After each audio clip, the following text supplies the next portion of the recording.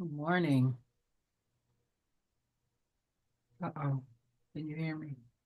I'm sorry, I had my computer off. Oh, How you doing? I'm good. How are you? Doing good, doing good. Good, good. I just got a text from Marcelo. He's running 5 minutes late, and he was opening us up today with our Mm-hmm. faith reflection. So I'm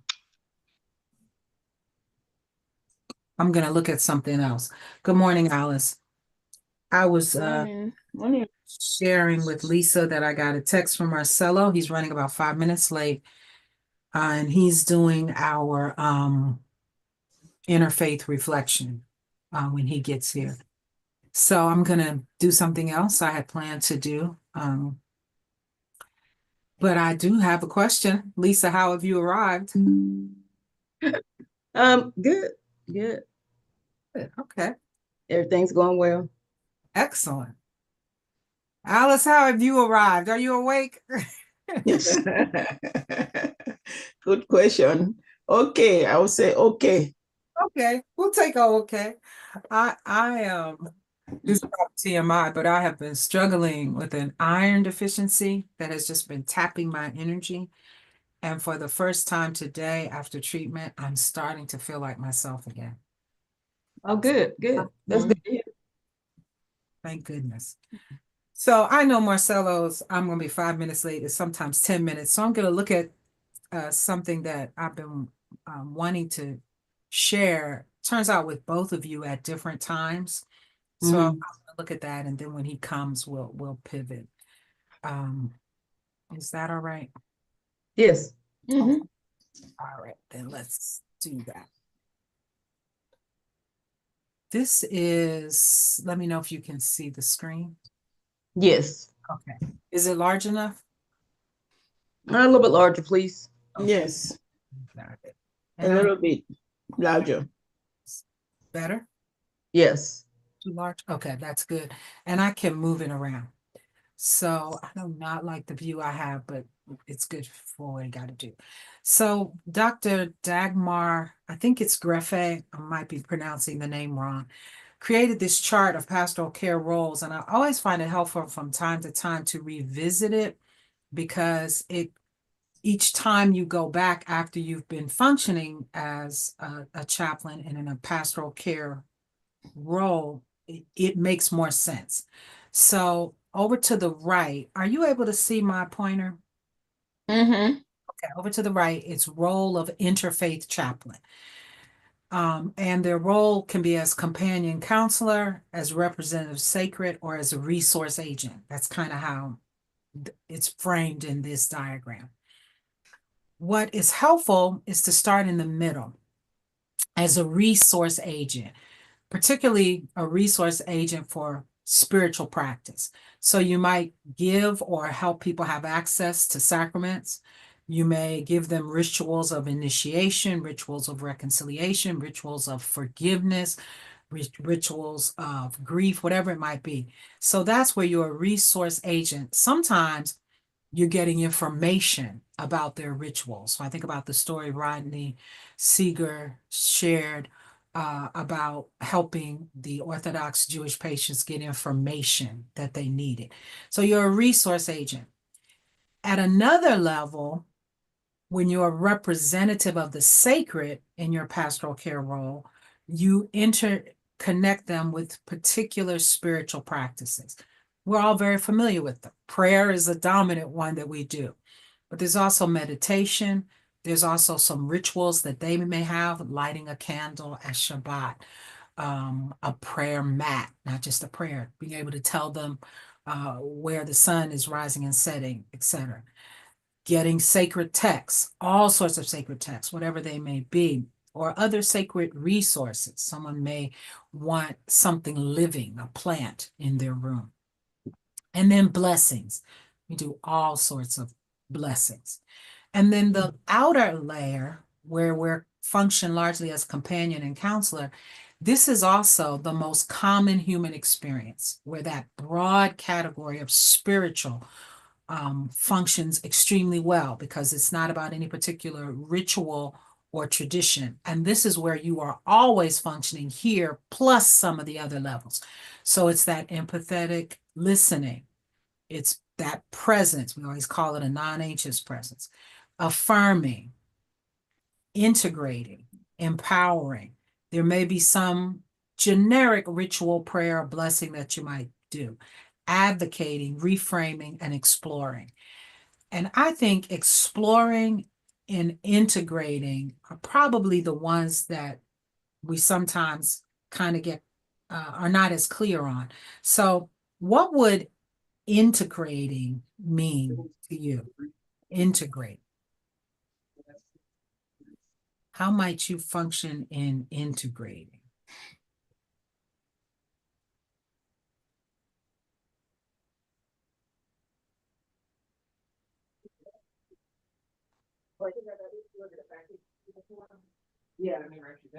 Just give me some examples, or how would you define it?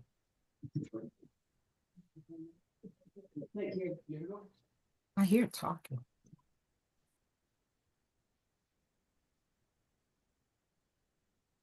Okay. It is the silence like, I don't know what she means or he means. I'm not sure what Dagmar, I guess that's. I apologize. I had to step away because I had to sign for some medicine. Oh, okay. Glad you got it. Okay. So integrating, Lisa, I was saying is kind of one of those confusing categories, but it's something that is a common part of our experience. So I think of it this way, and I'm looking to my notes.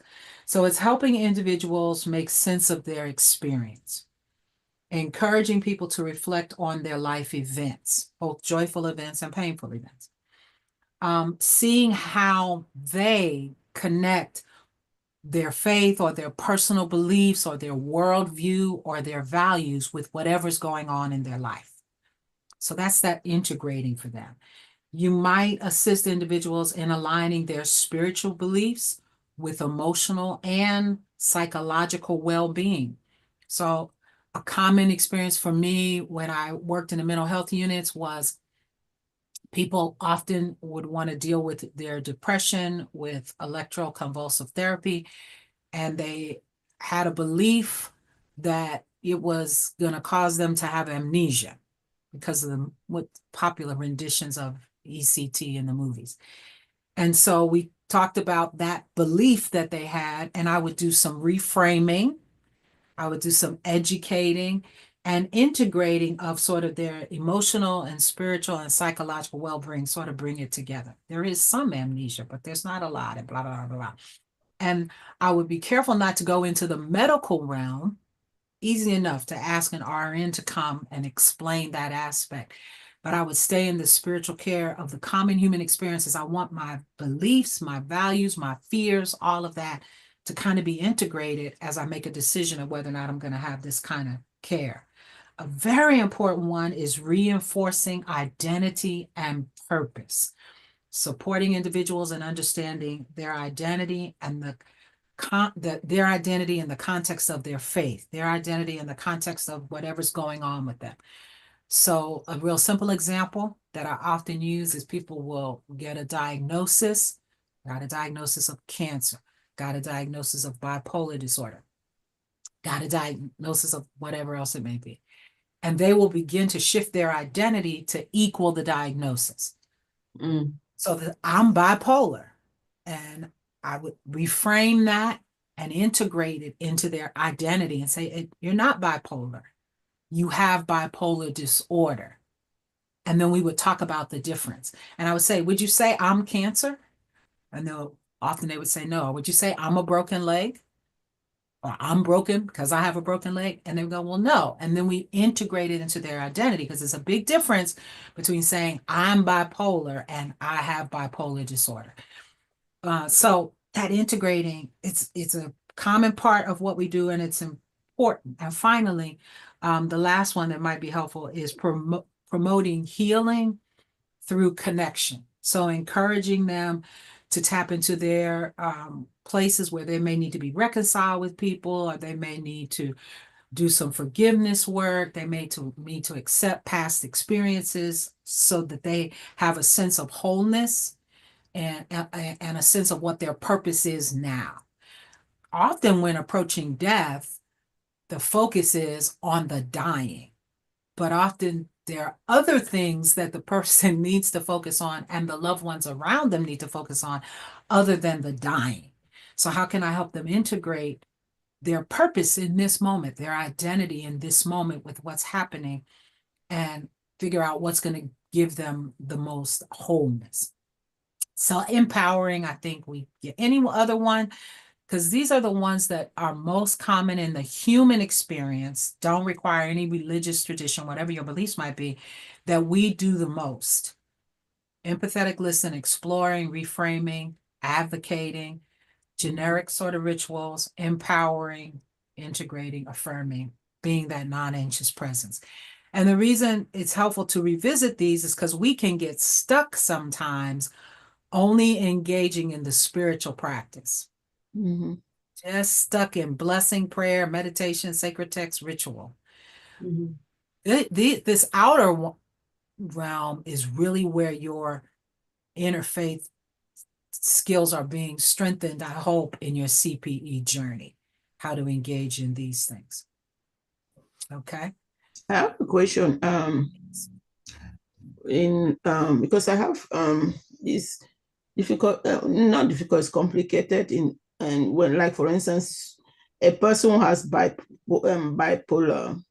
Bipolar is not the person's identity. The person happened to have bipolar, but which in disability studies is very important because it's person first identity. However, it complicates when you have with I am blind, right? The person with blindness will just outright tell you I'm blind, right? I am, when you want to speak in terms of person first identity, is how do you do that? Because you say I am a person who has blindness, but I would outright tell you no, I want to be identified that way. I am blind.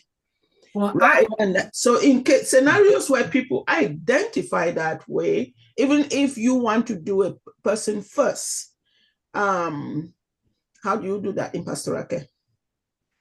if a person tells me how they want to be identified, I yield to the way they want to be identified. Oh, okay. But I am going to also express why I frame it a different way. How will Because you it's frame become, blindness? well, I would say the same thing with blindness, that you are a person who is blind. Just as in the biblical text, the woman with the issue of blood is different than by naming verse her as a woman is an important part, as opposed to just saying, got this issue of blood, right? So I would explain why I put the person first, which, and then honor the way they want to say it, because they are who they are. And the reason I'm going to say have a brief explanation of why person first, and why person first is because your identity is never merely your circumstances. It's always more than that. Blah, blah, blah, blah, blah. I know you know all that. Is because as long as they hear that, they may internalize that and still choose to label themselves that way. I had a spiritual care visit just yesterday with a woman who referred to herself as crazy. And I immediately began to talk about the crazy term, and she retorted, person first, all of that. And she responded with a little anger, I have a right to call myself crazy if I want to call myself crazy. And I said, you are absolutely right. So you don't, I'll try not to call myself crazy around you. And I thought, whatever your pleasure is. I mean, obviously now I'm backing up because I angered her, but we got it out there. And I wondered after the visit, like, why was she so angry about that? And she wrote a note at the end of the day and said she realized she was yelling at me. Well, she wasn't really, she did raise her voice, but she said she was yelling. And inside she was saying, I'm not crazy. But outside she was defending, I am crazy. She's like, I don't know what all that means. And then she said, except I'm crazy, and put LOL. But what I realized from that little note, not the apology part was not so big. It was she realized she was warring with her identity. And saying I am crazy was how she was perceiving herself, because she said inside she was yelling, I'm not crazy. And so just my raising the conversation sort of triggered her own reflection. But you best believe I'm never going to say that again to her unless she leads into it. I'll meet her where she is. Right. If she says that's who she is, she's crazy. Does Would that, you say it? I'm sorry. go ahead, Would you say it to somebody else? that you are crazy? No, no, the situation, if you get No. another person. I'm always going to reframe and Okay. never allow because that's part of my integrating work as a Right. chaplain, their Mhm. identity in a healthy relationship with whatever their circumstance might be. I'm just not going to have to do it again with her because clearly she Yeah. got it and so I don't want to continue to beat it up, but always, because that's a part of integrating, to reframe it, even if, as Alice questions points out, they don't want the reframing. Okay. Right, right. I remember like a student too, because in my class, I do not allow the student, at least in the context of my classroom, to talk about, oh, my ancestors were slaves, but my grandparents. I said, no, they were enslaved. And like the reframing of that language, you talk about being enslaved because that person's identity is not a slave. Somebody made that person that way. So but again, you get a lot of resistance with all this identity first, which is, I think, is also because people there's something they're not used to. Is and like one of my students, my Black students, was like, you're trying to erase the problem. I said, the problem is still there. When you say enslave, you literally are saying that somebody did that to you. Somebody put that status on you, but it's not your identity. So anyway, so you get resistance here and there, but there's huge reception because we do it now in disability studies, but we are also reframing language left and right. For person first identity. Yeah. Yes, and I agree with you, Alice. And it can be so loaded because so much in our culture, in our society, bends towards the mislabeling because it is so powerful. So one of the places I try to have the conversation, and it always is very difficult in the classroom, is when I talk about racism precedes race. Race is just a social construct, it's not real. Oh my goodness. That conversation. But when somebody gets it, wait a minute, racism came first. That they are forever shifted in their worldview. But many people don't. And like you say, they tell me I'm trying to erase, like you said, the problem. I'm like, no, actually, that's true. So you're right. Yeah.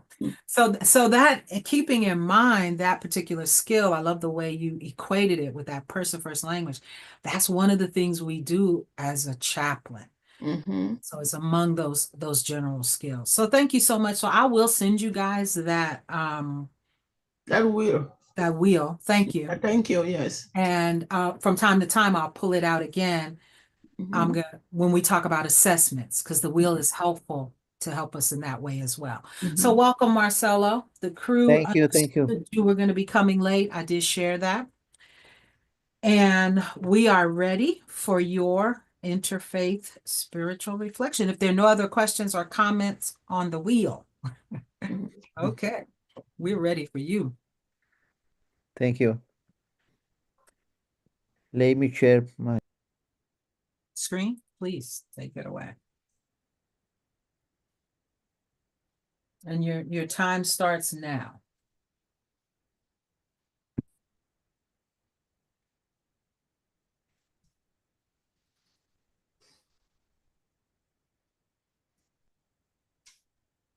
Do you see to my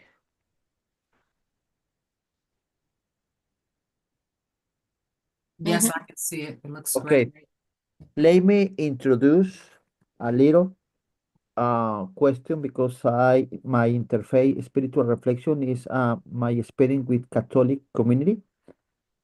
Um, Let me explain because I'm Christian and Catholic is Christian too, but I'm explain a little for this interfaith. For the Latino Hispanic, there is a very marked narrowed gap between Roman Catholic and evangelical Christian in most denomination in Latino churches. For different reasons. For example, for Latin America, the imposition of the Spaniards of the natives. I, Yeah. I didn't understand that. Say it Okay, again. okay. The imposition of the is is Spain, Spain, The position of Spain. Okay. the Spain on the natives. For example, um, the Catholic Church, they say 500 years the evangelisms when come to the Latin America, Mhm. but that is not true. For example, my last name is Escárzaga. Escarcega. Okay. Escárzaga, okay? So my my father and my mother was born in Mexico, but my um, grandfather is come to Spain. Ah, okay. Okay, so but the um, Catholic um, the Spain sent to um, come to the Mexico. Okay. So do you know abuse to the native people? No. So okay, so do you know the story? The Spain come to the Mexico with the native, But in this let me put here.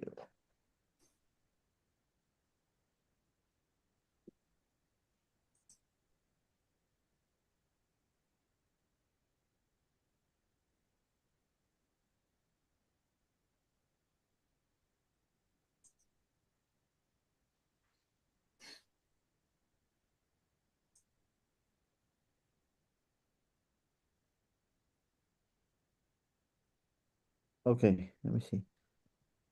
Okay, the ship that come in were all um criminal person from the prisons. Okay. So when come to especially in Mexico, these men abuse to the women. You understand? A bush to the woman. Abuse. Abuse. Abuse. Yeah. Got it. Yes. Abuse. Okay. Abuse. Abuse. Abuse. Abuse. Abuse. Thank you. So the story to the Mexico in revolution is with the newborns come, for Yeah. example, the woman's. Okay,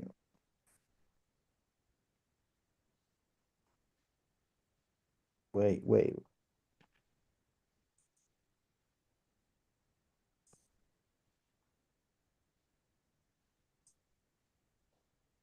Okay, the natives in Mexico, woman's skin Mhm. is brown, Mhm. but the kids Mhm. is uh, white, Okay. the European. So Mhm. the kids is growing, and sometimes these people ask why I'm different color than my mother. Yes. So this person say explain, so your father abused me. So this generation um study and reprove everything to the Spain. So do you know um the evangelism to Mhm. the Spain people is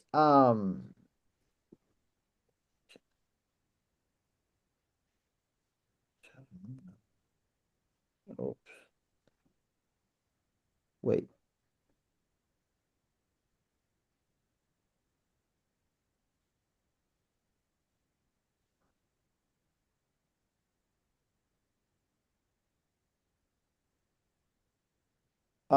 For example, they put it water. So the Mm, mhm. native people stay don't evangelize to the um, Catholic missionaries. Only they put it water and the name the Father and name the Son and the Spirit. Now are you is Catholic? Okay. So Okay. no um thinking everything. So you change now this nation is Catholic. Okay. Okay. Okay. So I'm sorry, my explain is no good. So now in my interfaith spiritual reflection, in my my experience in this paper, my experience with the Catholic community in this interfaith journey has been deeply enriching and transformative through dialogue, fellowship, and observing the faith practice. I have learning that true spirituality is no limit by denomination, but is expressed in the sincerity of the heart that seek God. As a participant in the Catholic celebration, such as the Mass and moment of communion prayer, I was moved my deep of symbols, the reverence with which they approach the sacred, and their strong sense of the community. I saw hopeful face and joins in prayer and hearts open to grace. In this experience, I understood that although, uh, although our tradition may differ in from our expression, we share the same longing for God present, divine comfort, and love for our neighbor. This interfaith journey has through my to listen more attentively, to respect more deeply, and to value the many ways in which God revealed Himself in the people's lives. I have discovered that the Spirit of God transcends religious structure and wells where there is love, compassion, justice, and peace. It has also been an opportunity to examine my own faith, to enrich it, and to broaden my understanding of what it means to live in community with other believers who, all through walking different paths, are heading toward to the same horizon of hope.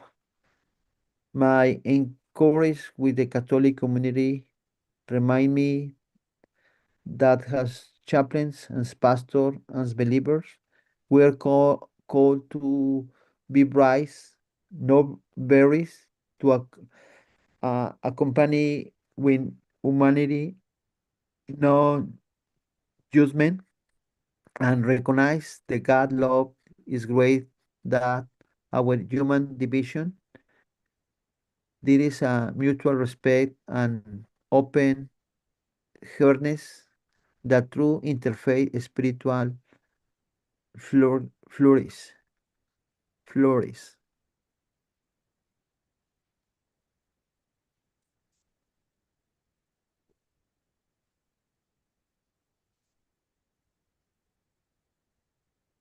This is my experience.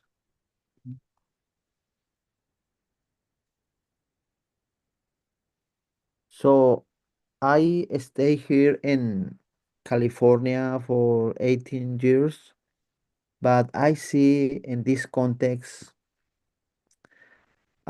it's very normal to uh, the Christian, Catholic, or other denomination, Christian denomination, stay together. But in my country, in Mexico, is not normal. This is have a very difficult. For example, in one state in the name is Chiapas, in south to the Mexico. So the Catholics and Christian fly for example, small uh, evangelical churches in the Mhm, service. mhm, The Catholic people put the fire in the service in the service. So a lot of people, kids and all families pass away because the Catholic community um, put around to the church, put to the uh, fire. So it's very complicated in the Mexico context is working together. got it. Yeah, yeah. And you are United Methodist, Yes. not Catholic. Yes. So Okay. when I so my mother is uh she passed away, but my mother is very Catholic. So I attend to the Catholic church when I church every Sunday, every Sunday. But my mom, uh, my mom passed away for cancer and 39 years old, died. But in this year, she stayed in the hospital. One lady, one lady invite to the church, to the Methodist church. She attend to the for 1 year to Methodist church in Mexico. So my mom is invite to my brothers and me to attend to the Methodist church. When she passed away, I continue to stay to the Methodist church in Mexico. Yeah.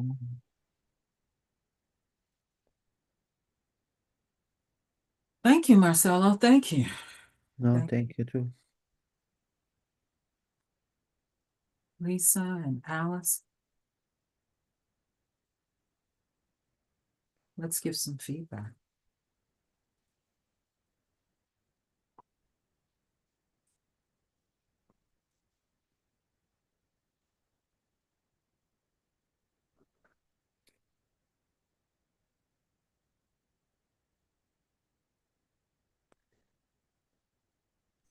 Marcelo, can you scroll a little bit, please? Oh, more?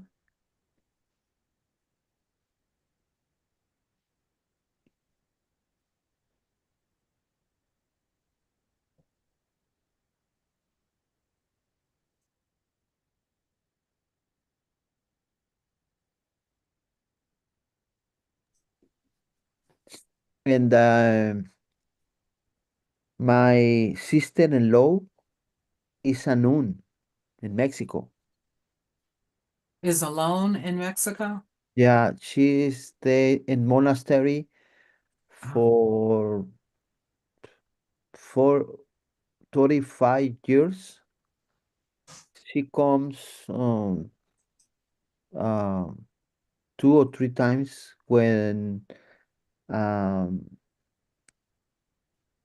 m- um, my when the one family pass away, she come for a special permit. Yeah, Okay. so So, what you're saying is that whether we're Catholic or Methodist or whatever, that God, the Spirit of God transcends all of the religion, and so it doesn't matter who you are, what religion you practice, that God is in the midst of it all, and we need to get along, and have love for each other. Is that what you're trying to say in this? yeah, yes, I'm yes, on I'm on mute. Did you hear me? You couldn't hear me. I was on mute, right? yes. You were not on mute. We heard you. You heard me? Okay. Okay, yeah. I learning in this context in US, um, the is very important working together, interfaith. So I don't try to input my faith because I learning to respect to the other communities on faith. So Catholic or whatever uh, position in faith, but in this point, interfaith spiritual reflection, because usually Catholic in this context is the same to the UMC or Baptist, because it's Christian. But in my um, context is different because um, I come to the other experience in Mexico, but I'm learning here in US. It's very important to me to the uh, the Tolerance? tolerance, yeah, and Tolerance? yeah. So, for example, very close to my home in Mexico, in Juarez, one church, Evangelical Christian church, working with try to construction to the new building. So the Catholic Church members, the Catholic Church come to this area, it destroyer to the construction 2 or 3 times. So this is no normal, you know. We need respect to the every faith community. Mhm. Thank you. You're welcome, Lisa. Alice, you asked to scroll down to a particular part. Yeah, wait, am I muted? Okay, no, I'm not. Marcelo, thank you very much. I don't know, from my own experience also with a lot of Latino students, they usually would think Catholics are not Christians. And in general, I think evangelical Christianity, even though I get that a lot from Latina students, but I think it's evangelical Christianity in general. They will say, I'm Christian, then this one is Catholic, and it's been often something which have always try to explain to the Christian Catholics are Christians.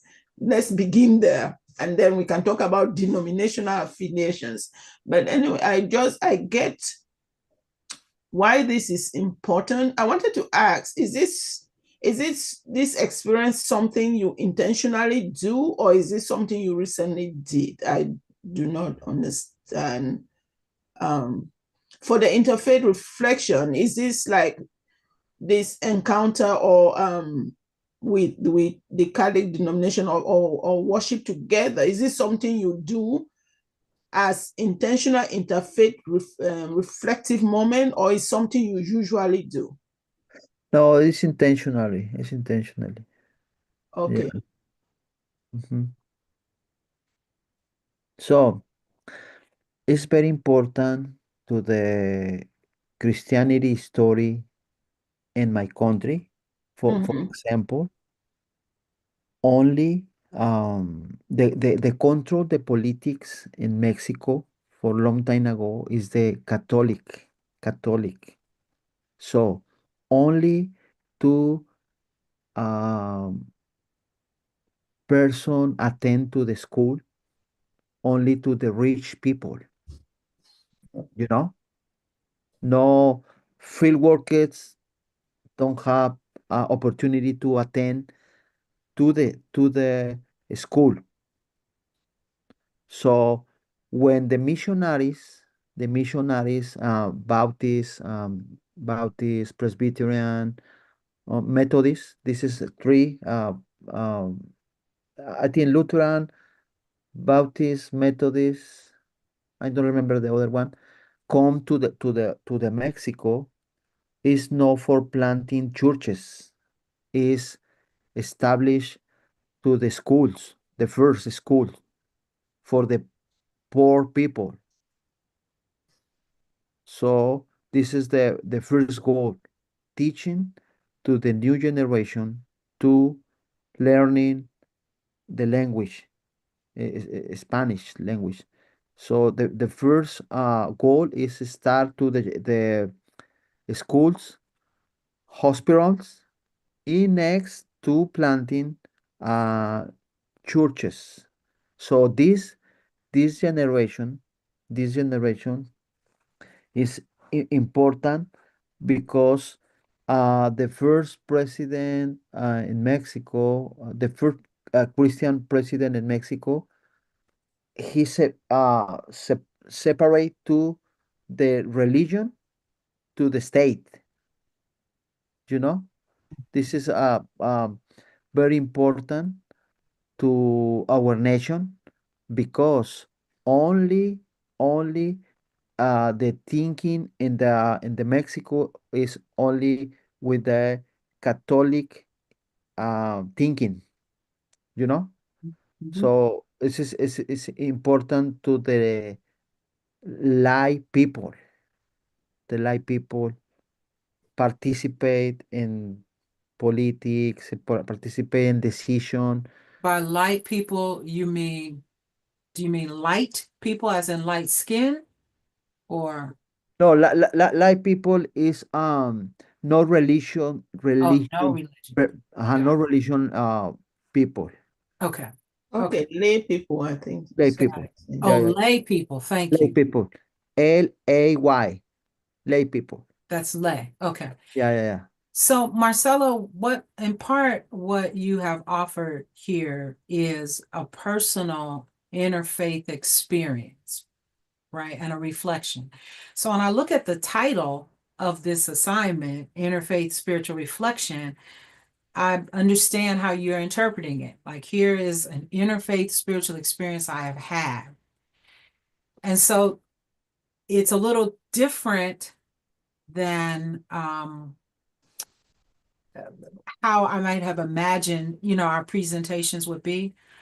But I think this is very powerful reminder of how all religions, and I think that generalization is fair, have caused both harm and help, and Mhm. how an interfaith experience drew you to the powerful words that you discovered that the Spirit of God transcends religious structures and dwells where there is love, compassion, justice, and peace. Mm, So, to broaden this, if you will allow me, to an interfaith spiritual reflection that you could share in the hospital, that you could share at a school gathering, that you could share in a space where there are a variety of people, some of whom don't have any faith tradition and don't believe in God. This presentation could begin as mhm, you did, saying, I want to share my interfaith spiritual experience mm, as a Christian. And then you begin to share. And of course, you had to share some history as well so we could understand your experience.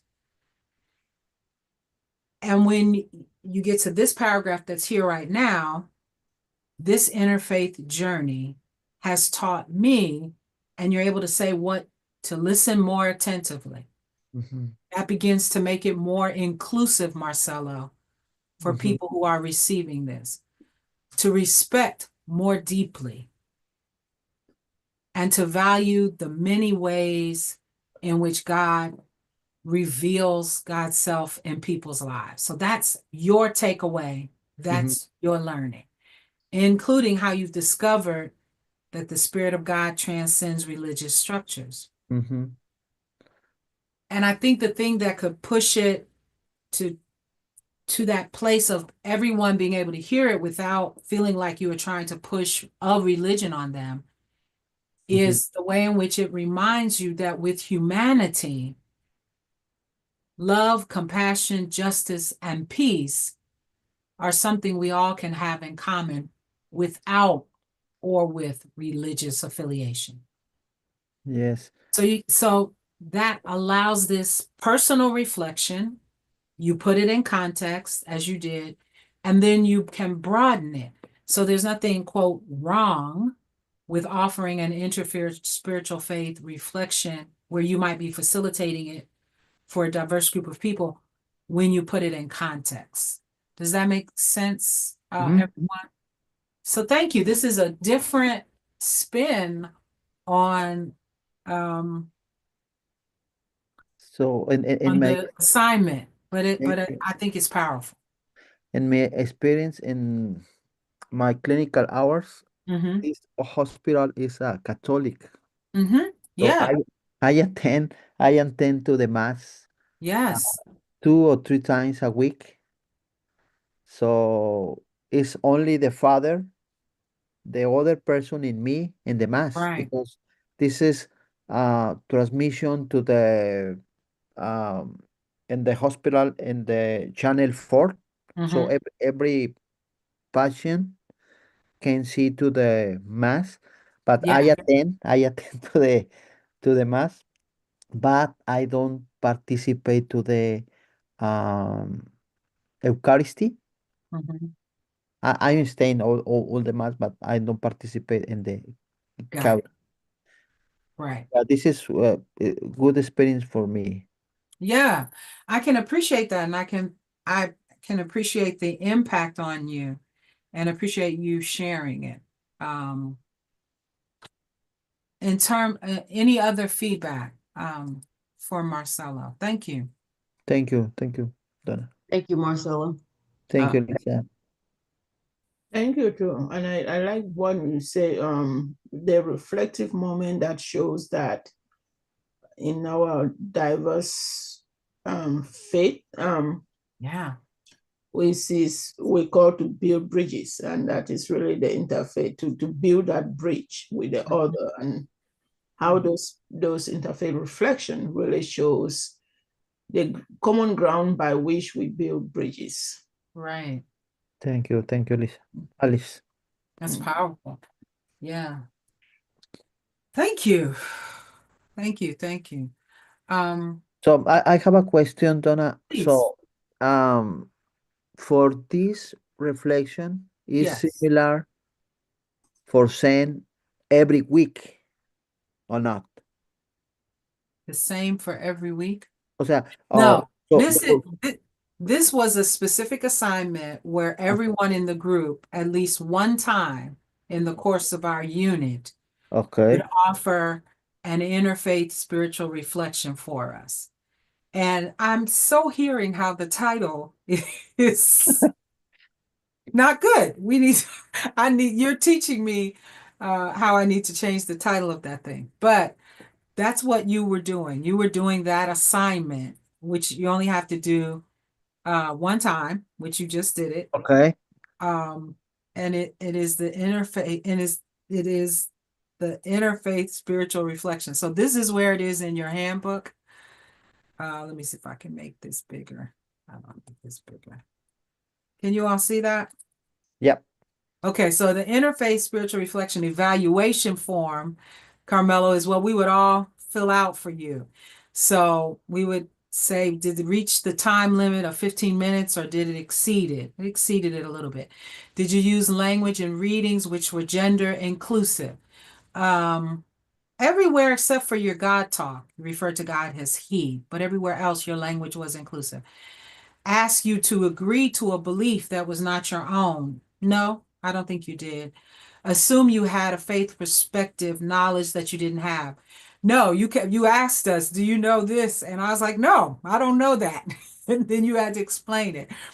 Respect diversity that may not have been represented in the circle. I think so, because when you say I'm coming from my personal experience and I want to share how an interfaith experience I have has transformed my life, you set the context. Yeah, this one didn't apply, then the last ones didn't apply. And so I think Lisa's question saying, is this what you are saying, really was, I wonder, Lisa, this is what I'm taking home from your presentation. And Alice, right here, just closed with talking about how powerful the bridges comment was. So this was the assignment that you were doing, 516 in your handbook. And I like how you turned it all around. Okay. And you reflected on a very powerful and meaningful experience for you. So you don't have to do any more. You're done Yeah, with the yeah. unit. But my question is about to the weekly report.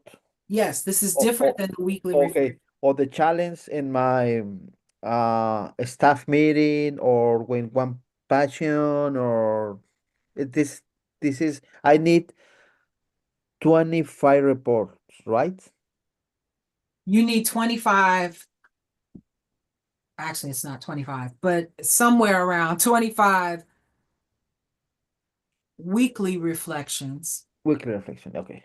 but it's not quite 25, it's less than that. Okay. And you're about halfway. I think you have about 7. Okay. And that's different than this. Oh, I see. This is done. You completed that assignment. And boy, have I learned Finally. a lot. So, last week Yes, when I have meet with you, yes, you say, remember, do you have interfaith yes. support?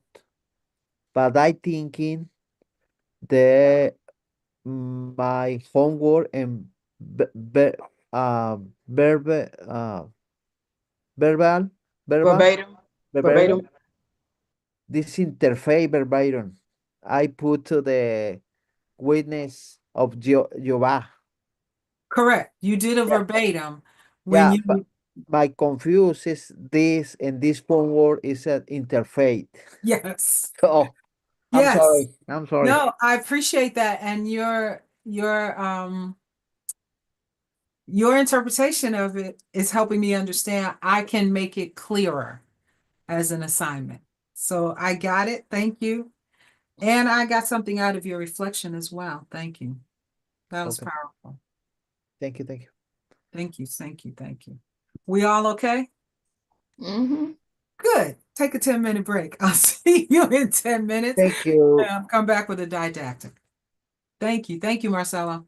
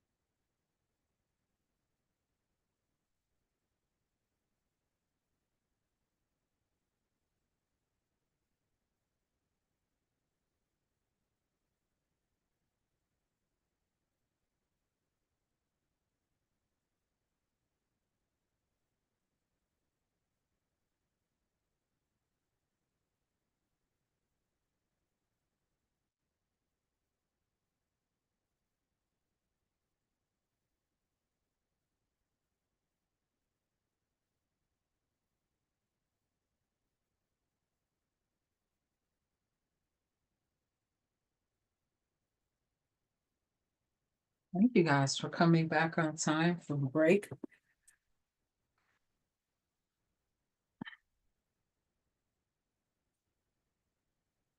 My clock.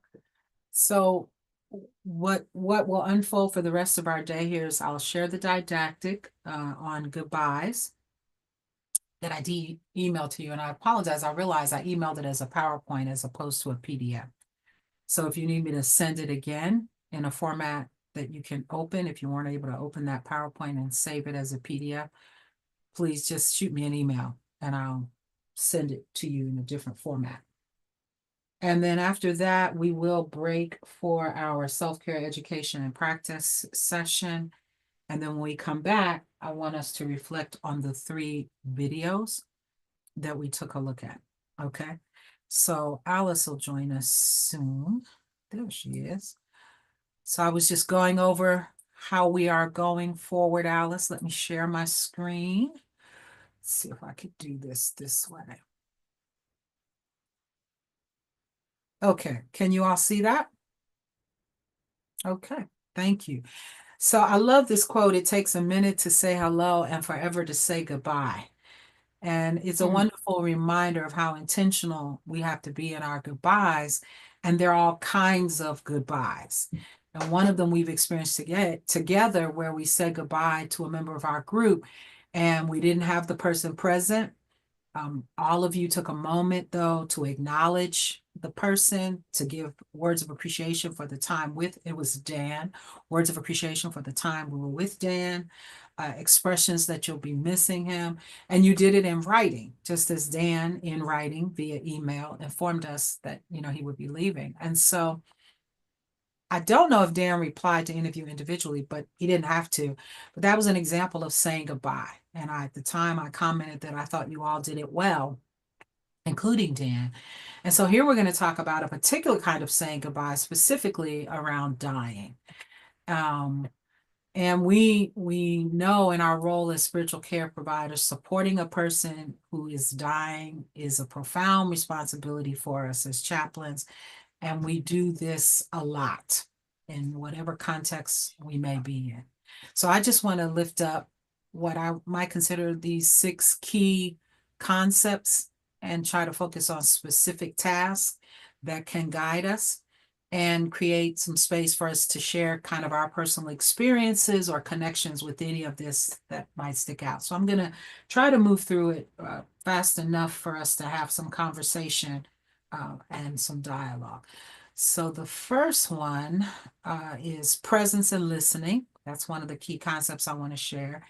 And then spiritual support, emotional support, practical assistance, reflect on life and legacy, which on the next unit, I'm going to try to have a didactic specifically on how to do that. And then finally, self-care. So for presence and listening, I don't know if any of you would agree, this feels like the biggest part of journeying with someone who is dying, that being present and listening. We do a lot of sitting quietly with the person. If it's appropriate, we hold their hand. We try to be a comforting presence just with our presence. And we hope that just being there is comforting to them. And sometimes that is the most comforting thing you can do. I recall the very first time when serving as a chaplain in a hospital that I had to journey with a family to view their loved one after they had died in the hospital. And so we had to go to the morgue. And it was late at night, and there were many more of them than I had expected. And I really didn't know what to do. And so I rested heavily on just being present while about 20 people viewed their loved one in a morgue situation where only 2 or 3 bodies can get in the room at a time. And I no magic words, no prayer, no ritual. I was just present, just present. During that presence and listening, if there is some listening, it is what we always talk about, active listening. So you ask those open-ended questions like, how are you feeling? And you name it as today. And that can be to the person, that can be to the loved one. Is there anything on your mind that you'd like to talk about? Often people who are dying, people don't give them an opportunity to share what's on their mind, so the chaplain or the spiritual care provider can do that.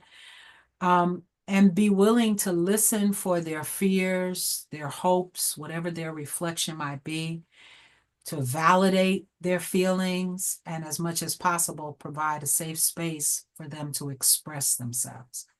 I think the most jarring experiences I had journeying with a young man who was dying, and I will share portions of that particular visit throughout this presentation. He was dying, and the very first time I'm in conversation with him, very aware that he is actively dying. His death is imminent within a matter of days. And I asked him, how is he feeling today? And he said, well, how do you think? I thought, oh boy, here we go. And I didn't respond. I just held the space. And then he talked a little bit, but that's a legitimate response. How do you think I'm feeling? I'm lying here and I'm dying. I realized also in that moment with him when he said to me, he literally used the language, you can't cure me. So what else you got in your bag of tricks, chaplain? You can't cure me. And I was grateful when he chuckled because again, I was early in chaplaincy and I couldn't fix anything. And so I appreciated his candor. And so I just became an active listening person. The next thing is the spiritual support, which we're a little more comfortable with. But I always want to caution you before you offer spiritual support, assess the spiritual needs. Otherwise, you may be acting out of your comfort zone. The biggest comfort zone for me as a pastor, which is what led me to go to CPE, was to be in the pulpit in a robe and to have between me and the people, the podium, the whole pulpit area, and my robe. And that's where I was most comfortable as a pastor, preaching. But there's all these other roles. So I encourage us to take a moment to assess what the spiritual need is, to not just do what we're comfortable. So we can offer to read a favorite scripture or prayer or spiritual text that is meaningful to the person. We have to ask them, is there anything meaningful that you'd like me to read? I had the most fun reading with an older gentleman who said, yeah, I want you to read Moby Dick to me. Let's see if we can make it to the end. Now we both knew we weren't, but every day I would read a little bit of Moby Dick to him. Understand the individual's spiritual beliefs and needs. That's that assessment. You got to ask questions. Then offer prayers, reading, or rituals that align with their faith, not our comfort zone, with their faith. 3, emotional support. That's what we're offering. I would encourage us to be mindful that you offer emotional support requires you being aware of what their emotions are.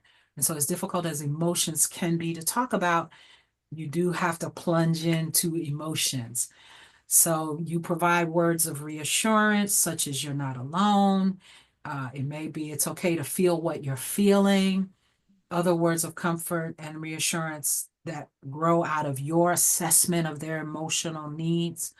It's okay to provide hope and assurance during the uncertain time. They're going to die. They don't know the exact minute or second or what that's going to be like. They've never died before. And it's okay to provide hope and assurance within their worldview, their framework, their emotional support need. I have the lived experience of growing up in a faith tradition where whenever someone died, the pastor's role was to preach them into heaven, no matter who they were or what kind of life they lived. And so then I had to learn, oh, wait a minute. The key to hope for a dying person is not to promise them heaven. The key for offering hope to a dying person is to find out if that is what they are in need of. And then if they are in need of hope, what is it around? And how can I support them? I hope my daughter will make it here before I pass.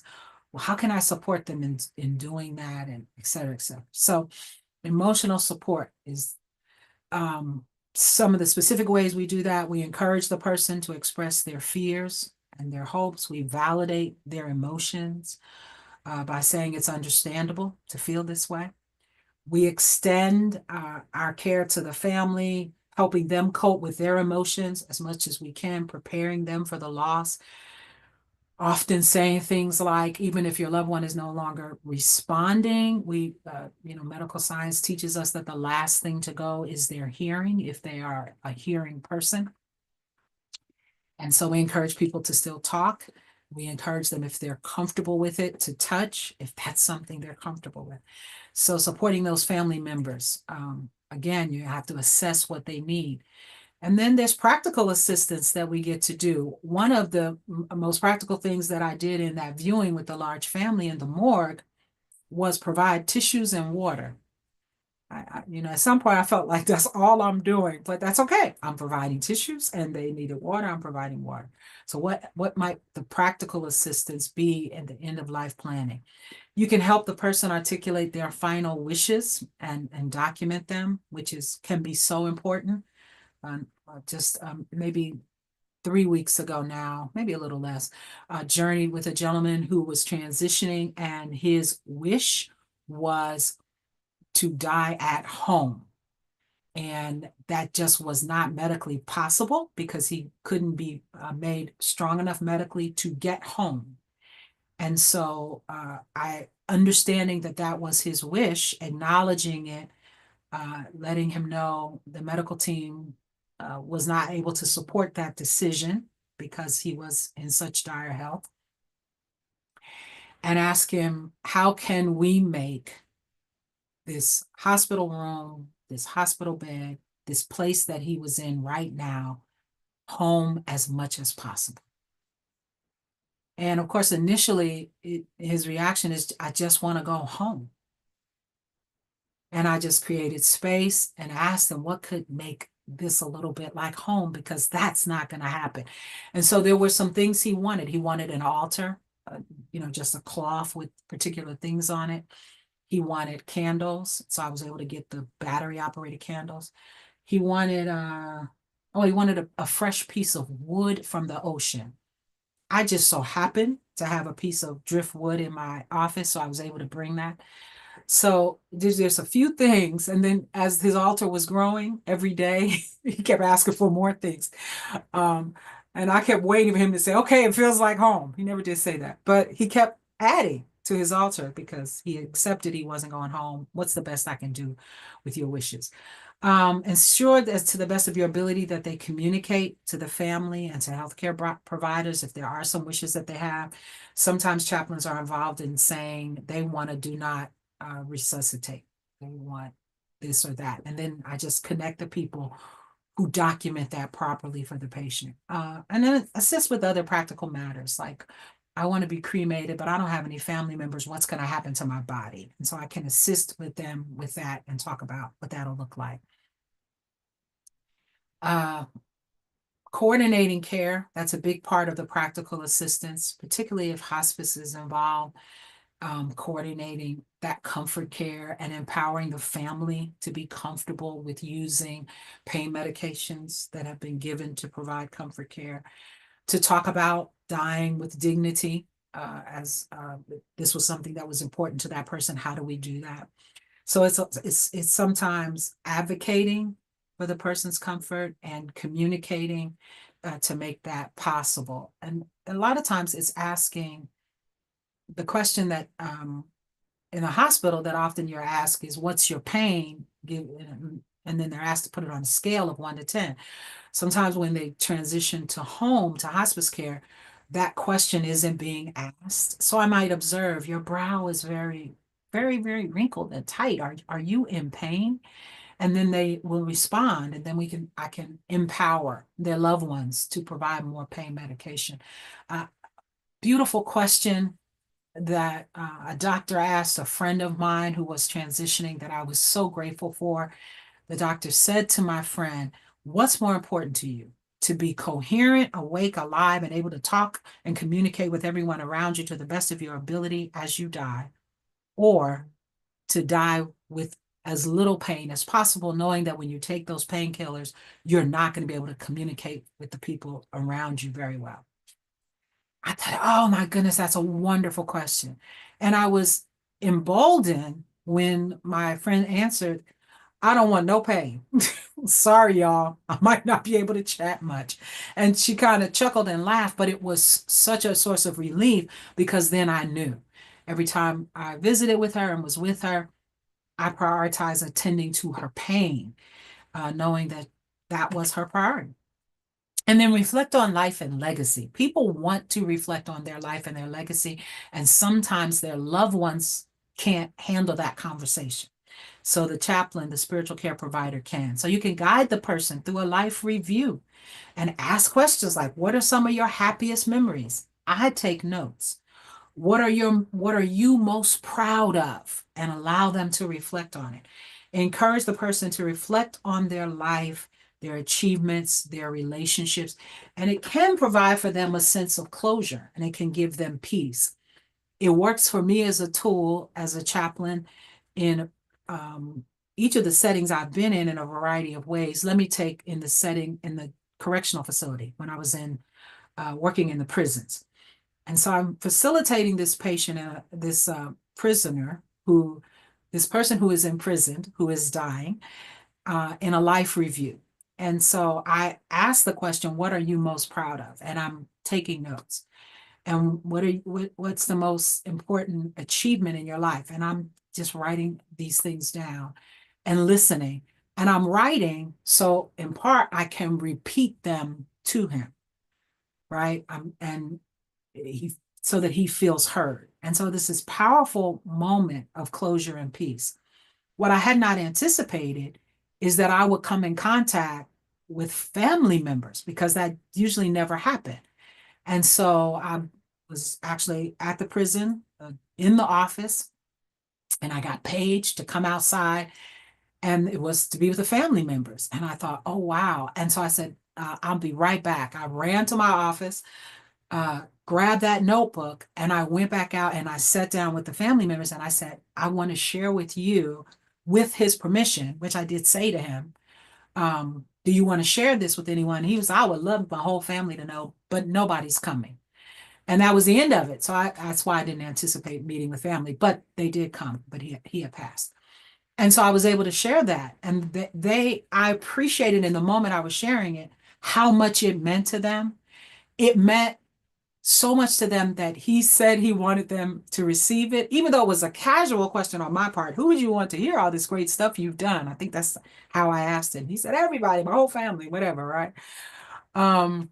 So it meant they kept saying, oh, he wanted us to know that. He wanted, and I hadn't anticipated meeting with them, certainly didn't anticipate how much they would hang on to that part, but they did. And I went through all of the notes that I had, and it was just this powerful moment of closure and healing and peace for the family.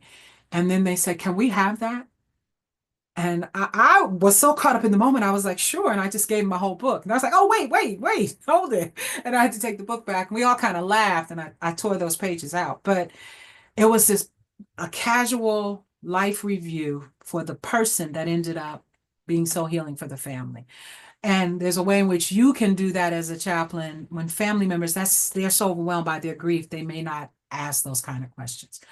Help the person create a legacy project. Sometimes it's writing letters to their loved ones, recording messages for future milestones, which I've done a lot in the context of the prison because the person knows they're dying and they have children. And so just powerful recordings of, okay, this is for you, my son, when you turn 16. This is the kind of man I want you to be. And the father begins to talk about the kind of man that he wants his son to be, and share some of the ways in which his life, that he was not that, but learned how important that was. I mean, just powerful future messages for their children. So, and then the last one is self-care for chaplains. It is so important when you participate in supporting others that you take a moment for self-care, but it's even more important, I think, when you're dealing with death because your own mortality comes to mind.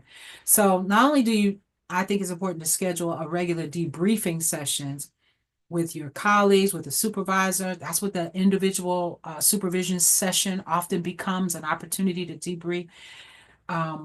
But you want to do it on a regular basis. But when you help someone transition, I want you to be even more intentional about processing your own emotions and your experiences. Because again, dealing with death can bring you face to face with your own mortality.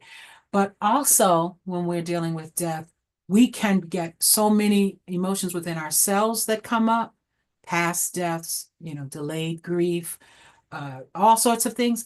And we don't try to process any of it. We push it all down. And so if you create a moment where you can debrief, some of those things can come out. We may not even be aware because we're pushing it down in part to be present with the person appropriately. We need a space to let those things come up. And sometimes it takes days. So engage in personal spiritual practices, meditation, prayer, whatever you need to do to be intentional about taking care of yourself. So when I participate with someone who is transitioning in all of the settings that I have been a chaplain, I learned early, because I watched a mentor do it, that I need to get up and do something physical when it's all over. So I need to take a walk, or in my younger days, I take a run, or just do something physical. I'm not going to be interested in talking, not initially. So I do something physical, and then later I can debrief about it. So that's that. Let me stop that, and let's talk and share. I give you a little more detail about the scenario I said I was going to return to. As a young man who is dying, he's dying of complications of HIV. He never shared with his mother or father that he was gay until sort of the end of his life, maybe a couple of months before his death. The parents did not know at the time how imminent his death was. He had an idea. They were very angry. They were very disappointed. They had some inklings. They had hopes he would grow out of it. They understood he was going to hell. It was a difficult experience for him and for them. And now I'm journeying with him intermittently, because he's in the hospital, out, in the hospital, out. But now we're at the end where he's just a few days anticipated before he will die. And he's trying to have conversations, but it's hard, not only because physically it's becoming more difficult for him, but also just what do we do? And so I was grateful that I was inspired to do this. It was inspired. So I know the context has a lot to do with why it worked. And by inspired, I mean it was divine. It was not Donna. It wasn't in a textbook. He had lots of supplies in his room for his care, and one of them included a container of cotton balls. And so one day I asked him, may I have a cotton ball? And he, yeah, whatever, take a cotton ball. Our communication, by the way, over time, eventually became him pointing at me, thumbs up, and an okay. And sometimes he couldn't do the okay. He would just do a little, make a fist. So I took the cotton ball, I put the cotton ball in my hand, and I talked about, with him, it was just the two of us, about how tender cotton balls are, and how difficult, how careful you have to be to take care of a cotton ball. You can easily, trying to protect it, squeeze it and damage it. So I squeezed it, opened my hand, and it didn't look the same. And I talked about how children are sometimes to parents. The child is the cotton ball, but the parent doesn't know how to protect, sometimes doesn't know how to care for them, often makes mistakes that might even cause harm to the child. And I sort of tipped, and so I use this cotton ball image with it, how precious life is, but it's difficult for parents often to care for their children and to know how to love them, right? So it's a cotton ball. And I said, sometimes the most powerful thing one can say to their loved ones is, I know you did to their parents, I know you did the best you could. It was not always good enough, but I know it was your best. Thank you. And then we were communicating a little bit more, and he's like, yeah, I'm encouraging him to let go of his anger and disappointment, and they're rejecting him as a gay man. And, so we had our cotton ball. Very, very close to the end of his death. His mother was in the room. I visited. Now we've got all this personal protective equipment on. it's getting even, you're more disconnected from the person because you have all this equipment on. His mother was in the room, and she has said to me one-on-one, I just don't know what to say to him. I just don't know what to say. And his father and I didn't know how to help him or be there for him. So I said to her, well, let's try to talk at bedside. We had talked. She didn't know what to say. And I said, well, let's try to talk at bedside, because what you say to me, I think would be helpful to him. So she's like, okay. So I say, so he approaches bedside, and I say to him, can I have a cotton ball? He kind of rolls his eyes, right? But I get the cotton ball, and this time I put it in her hands. And I talk through that same thing about how you don't know, and have her close her hands. You're just trying to protect, but sometimes you're actually harming. And it's hard to listen when the hand is closed all over, just the whole thing. And she opened her hand, and she was like, I'm sorry. I really didn't know how to take care of you. But she's looking at the dang cotton ball. And then I said, can you say that to your son? And she looks to him and she says it, holding the cotton ball. I didn't know how. And she just begins to pour her heart out, and puts the cotton ball on top of his hand and her hand on top of his hand. And they just have this powerful moment. The next day happened to be the day where he died that evening. She's in the room, the husband's in the room, the father, and she points behind his back, saying to me, help him. I'm like, I don't know if I can help him. Let me say one thing. So after she had this powerful moment with the cotton ball and her son, as I'm turning to leave, I turn towards the father who's behind her, and he leaps back about 3 steps, like, don't come anywhere near me. So I acknowledge that. And I say, if you need me, just tell the nurse, they'll page me. And I just leave. So when she's pointing behind him, help him, I'm like, I don't know how to help him. But so he comes to the foot of the bed, is as close as he's going to get to his son. He's not touching his son. And he's telling his son, just hang in there, you'll get better. Just hang in there. His son has stopped all treatment. His son has been told it's a matter of days. And he's just hanging there. I asked him, is there anything that, that he might want to say to his son, given that his death is imminent? And he turns to me and he says, he's not dying. That's it. I said, okay. I leave. I said, I will come back again. And at the end of the day, I go, oh yeah, let me go by. I have my coat on, my bags, I'm ready to go, but I'm just going to go up and just sort of wave outside. I'm not going to put on the protective equipment because I said I would come back by. But as I'm approaching the door, the doctor is coming out and takes my arm and escorts me out into the hall and says, it's a matter of minutes. He is really actively dying. And I say, okay. So I take all my stuff off. I put all the protective equipment on, and I go into the room. Now the father is at the side, not at the son's feet. He's at the side. And he's opposite. I'm closest to the door. He's further away. And he clearly is stuck and doesn't know what to say to his son. And so I'm looking at his son, and I said, can I get the cotton ball? He gives me a thumbs up. I get the cotton ball. I put the cotton ball in my hand, and I say,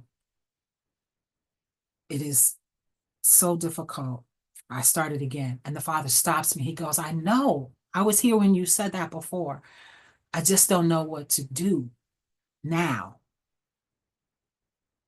And the son takes the cotton ball out my hand and gives it to the father.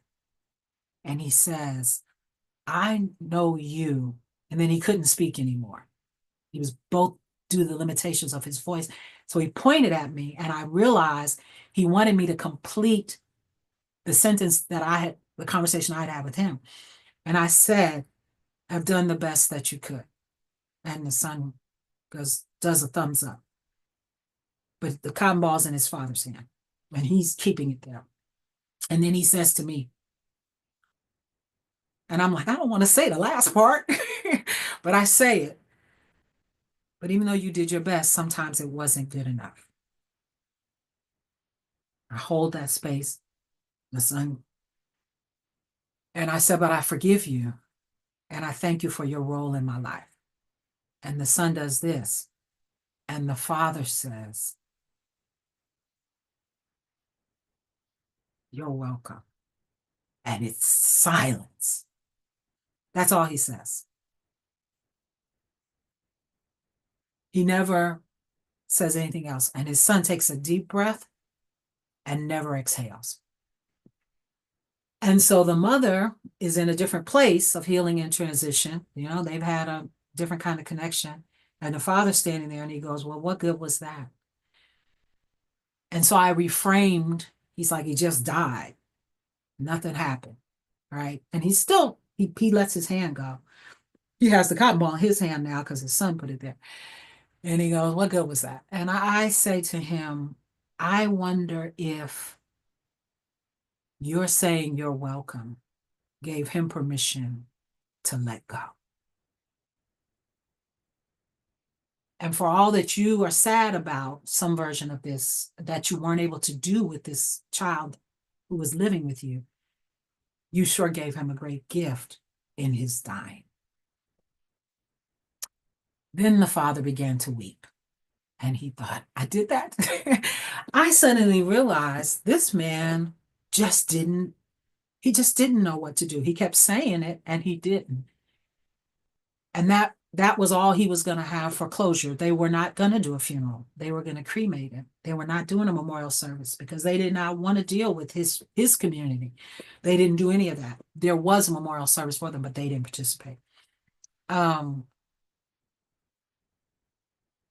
understood how powerful that moment was when the father eventually walked out of the room so gently carrying that daggone cotton ball. And his wife, you know, she's teary too, but she's at a whole different place of closure and release. Saying goodbye. Saying goodbye. So your thoughts, your feedback, what have been your experiences saying goodbye?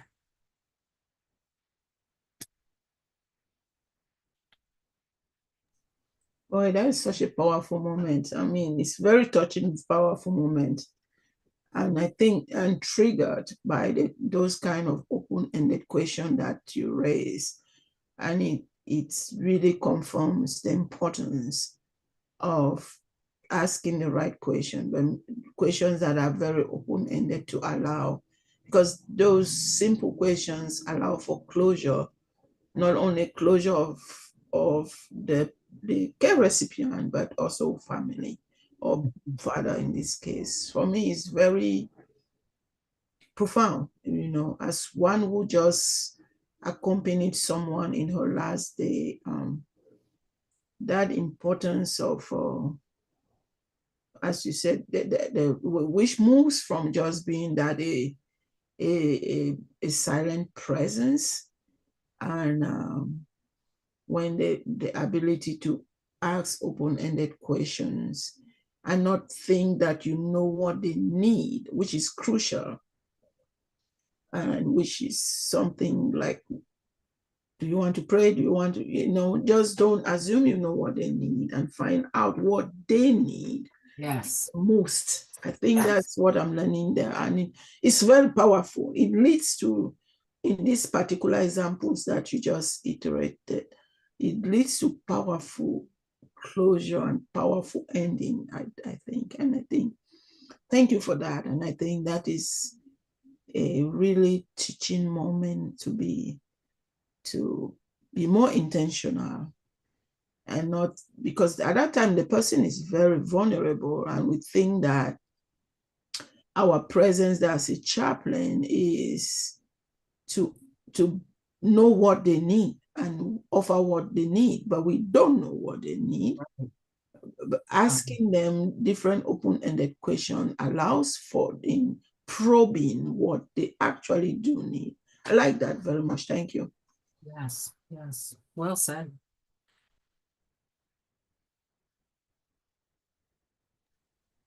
Thank you for sharing this experience. I think that at this moment are miracle that allows the family finally to connect. Mhm. Thank you, Over a Donna. cotton Reverend. ball. Right. Mhm. Yeah, that was very powerful. Thank you for sharing. Because I guess I haven't really had too many experiences like that, but um now I know that, we can ask certain questions without feeling guilty that the person's dying.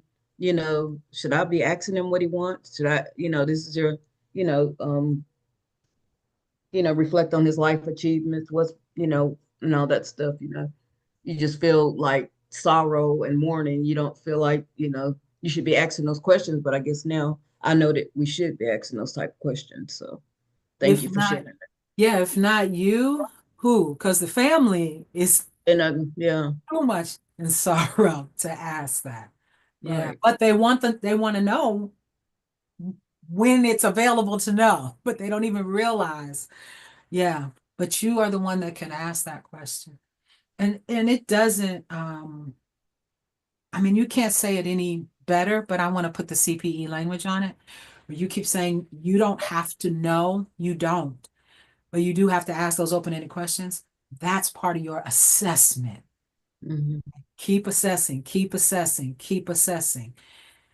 And then act according to what you have assessed, not to what you're comfortable with. What are you assessing? What are you assessing? Very good. Yeah. Very I good. had two little boys, well, a grandson, the grandfather was dying, and they wanted to talk to him again, but he couldn't talk to them. He was in a coma. But I suggested that they go back in and maybe put their hands in his hands and take a picture so that they could have something, to remember him by. But I don't know if I did the right thing or not, but that's what I suggested That's to them to powerful. do. Hmm. Yeah, that's powerful. Yes. Yes. I think that picture can be, ooh, it can be so healing. Good suggestion. Very good. So we have films to review. And I said to Alice, and I think it's okay to say it here because it's not a personal thing, that I know while I was looking at departures, I was thinking about Alice because knowing where her journey was. So I think it would be good for us to come back from our next break and talk about that departures film and kind of go through some of the questions that I gave you and then move to the trauma-informed care. And one of the things I realize when I'm dealing with a dying person is I am triggered in all sorts of ways. I'm triggered by the smells. Oh my goodness. I'm triggered by the tears of loved ones. I'm triggered by the absence of tears. I'm triggered by the music they got playing in the room sometimes. I'm triggered if the lights are dim. I'm triggered if the lights are bright. I'm triggered if the cover is over them. I'm triggered if the cover's there. I mean, I realize I am just traumatized by this, and I don't know all of the origins, but so I learned how to make that work for me because I keep questioning what's coming up. So I come in, the patient has covers that are off, the room feels cool. I'm like, okay, I feel cool, but I don't know if they do. Let me ask, because often I'm in settings where I'm concerned about the person being treated with dignity. So let me inquire. Let me try to interpret, because the person might not be able to speak. Let me see if I can get at their emotions. So I use it to my advantage. Okay, all this is coming up for me, but this is you, Donna. What's going on for them? Try it. Ask them. Are you cold? I'm a little cold. And they're like, no, I'm hot. Okay, let's get some more room or whatever, air, whatever. So the trauma-informed care, which to me has just been awesome, which is why I recommend those two books to you, actually has made me a better chaplain by tuning into my trauma as opposed to just ignoring it and pushing it aside. Instead, I acknowledge it. Oh, this smell is really bothering me. Well, wait, let me find out if the smell's bothering them. Now, I'm not going to go down the path where the smell's going to take me, but I'm at least going to ask. So I'm grateful for the way sometimes we can use our own traumatic experiences as chaplains to help us figure out, ask the right question, not guess, ask questions, to figure out as much we can, journey with a person, come alongside them. That's what I call asking all those questions, coming alongside a person. Very good. All right. So it is, any other questions or comments? Any other? So I did go through the slides quickly, but you have them. So you see all those beautiful, juicy, open-ended questions, open-ended questions, open-ended questions, which I encourage. Okay. So we'll stop here. We'll take 30 minutes for our self-care education and practice session. We'll come back at my time, 12:15, your time, 3:15. Is that right, Lisa? And we will begin reflecting on departures, and then we'll go into the trauma-informed care. We'll take a break, and I have some logistics I need to share, and then we'll do IPG. All right. Thank you so much. I'll see you in 30 minutes.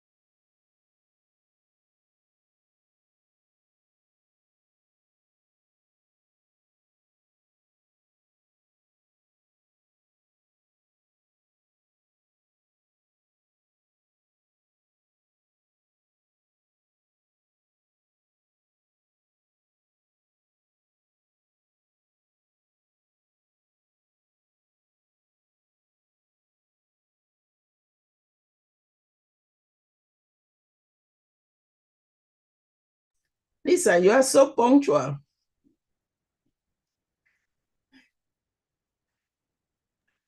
Did you say something? I say you are very punctual. Oh, You make me feel I try to be. terrible. No. You are way too punctual. I love it. Keep being punctual. Come on, I Marcy. was saying that to say she makes me feel ashamed. How are you with time management, Alice? Oh my dear, when you have 3 girls, for school I'm fine, but home, my God. That's why I'm trying now to go to my office more often, because by the time I go downstairs for something, like now they're in school, so I'm working from my office today, not downstairs. When they're home, you go downstairs, they must make you do something more than what you want to do. Ah, the joys of children. Oh my God, I can't wait for them to be out of the house. I can't wait for you to have grandchildren. That'll be great. No, I don't.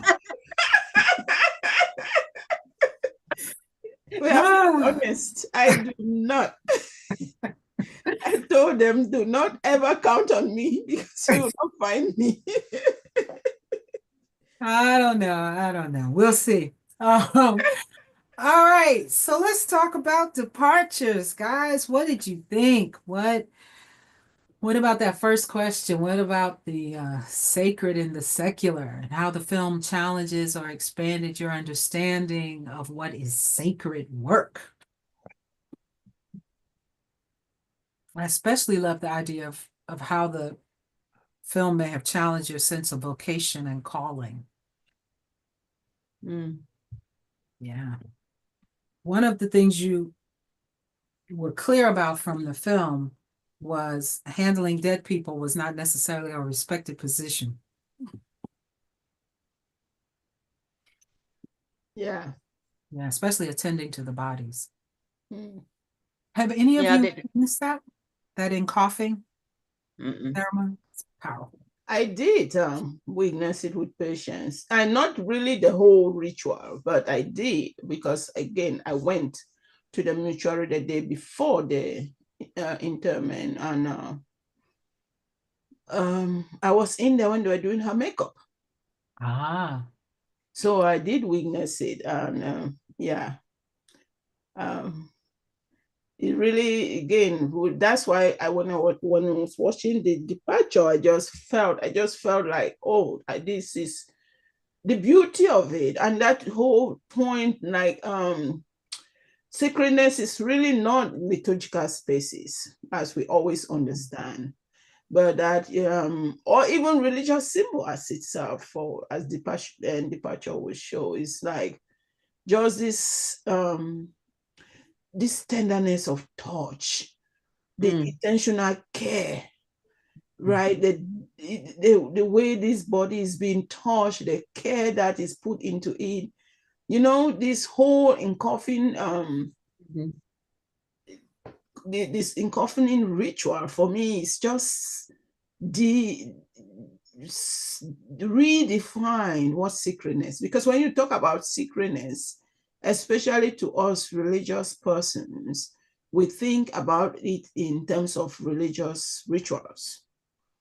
But in this space, for me, that sacredness was redefined in terms of this silent ritual of touch, of tenderness, of the honoring of the body. And boy, I was so touched. And I just thought, I was just visualizing this lady at the who was doing patient's makeup.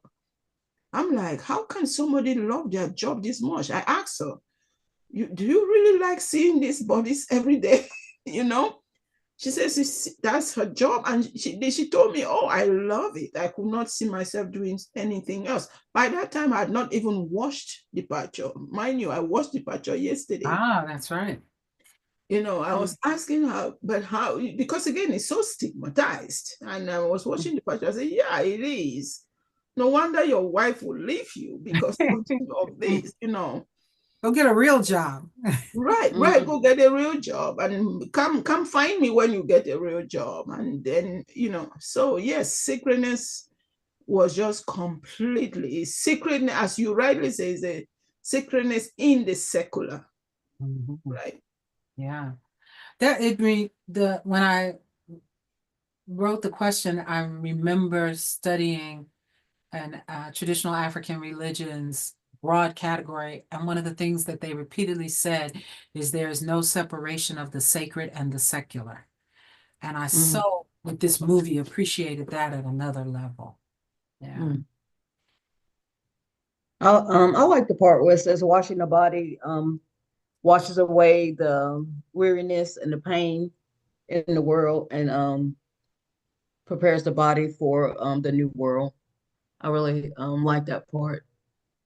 It reminded me of when my dad died. He was just real sick and um he didn't look like himself or anything, but after they finished with the body, he just looked real nice and he looked back to like he died when he was like 70. He looked like he was like 50 years old. I don't Oh, know what wow. they did, but he looked really, really good. They took care of him. At that, and I think that they did genuinely cared about him because he used to do work for them and he wouldn't charge them and stuff like that. At the funeral home, he would help them repair the building and different things they needed. And so I think that they took extra care to me of my father. So Yeah. Wow.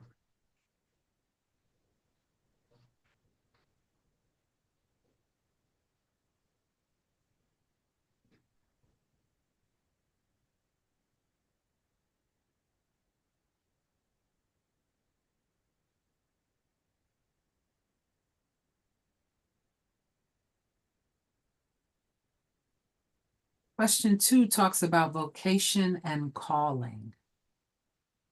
I imagine that woman doing the makeup feels called to do that work. Uh, vocation and calling are affirmed through daily practice on service to others. I believe in this case the chaplains uh, re- re- requires significant emotional effort. Requires? Require repeat again. Are you saying requires Re- significant? yeah, requires significant emotional effort. Yeah. Is there any part of being a chaplain you don't like, Marcella? Uh, mm, I would like to no, I would like everything, but for example, um, when you show us last season for the break, I think this is a very important gate to the chaplain work.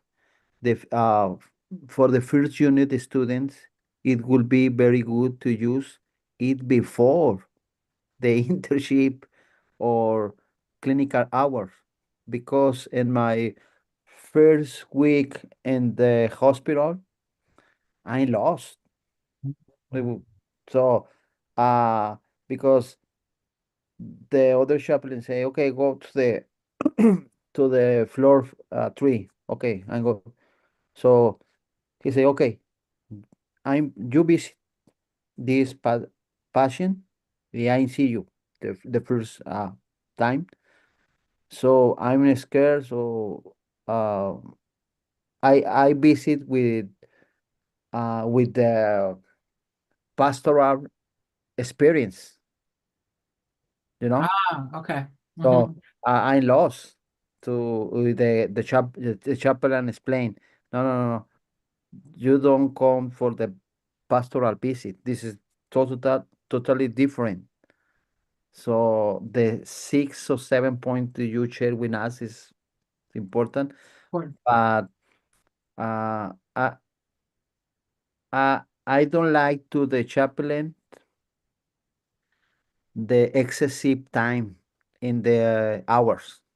You don't like the excessive time? Okay, okay. Mhm. Because let me explain. Because I am a student, Yes. and sometimes I live in.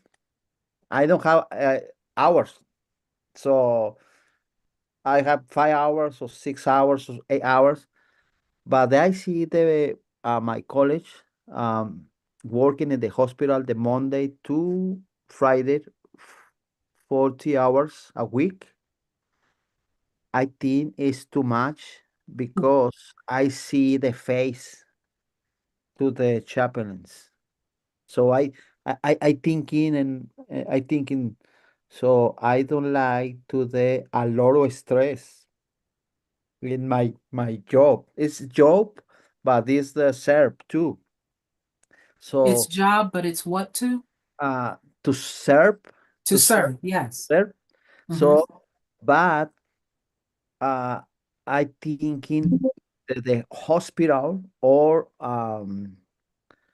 chaplain position need more rest. For example, I recommend 4 days a week because it's too much to depression. I You know. love it. Yes. Yeah. 4 days a week. I actually offer that to my team of chaplains that they can have a 4-day work week instead of a 5-day. Um, and that constantly checking in on yourself. How am I feeling? That's why that question's in the verbatim. So, what were you feeling in the moment? Because it makes a difference if you're hungry, Mhm. stressed, as you're saying, Marcelo, if you're Stress, tired. tired. And we all know the phone call that we think will be short, the visit that we think will be short. Hmm. Uh, no, it's gonna be the long one. It's Yes, the long because one. we have a staff meeting every day. So I attend to the 3 staff meeting every week. The leader, the Father Ramos, Yes, sometimes say the same. I'm very tired. I'm very sick. I'm very so. It's not my position, but I say, do you need programming for stay less time in in the hospital? But I don't know the policies. The policies for right. I don't know. I don't know. But I I'm recommend to so the other chaplains covered your time, but you leave early, Fridays or Tuesday. I don't know. Yeah, but this very It is stress. a lot of hours. Yes, it Yeah, is. yeah. Yeah.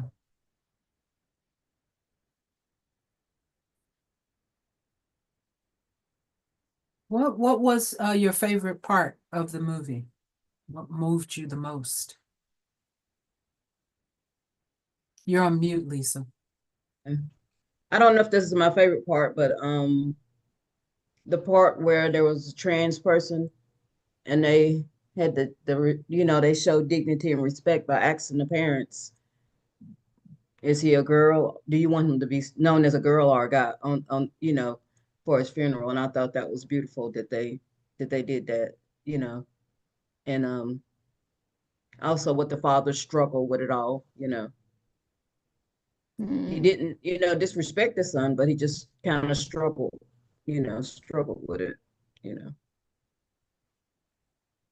Wow, that was beautiful too. That was. That was a very beautiful moment. I like the transformative journey of Daigo, if it's pronounced Daigo. I Mhm. really like it Mm-hmm. was yeah that one, he didn't even first know what departure means. So he really think it was an act Right. Yeah. something.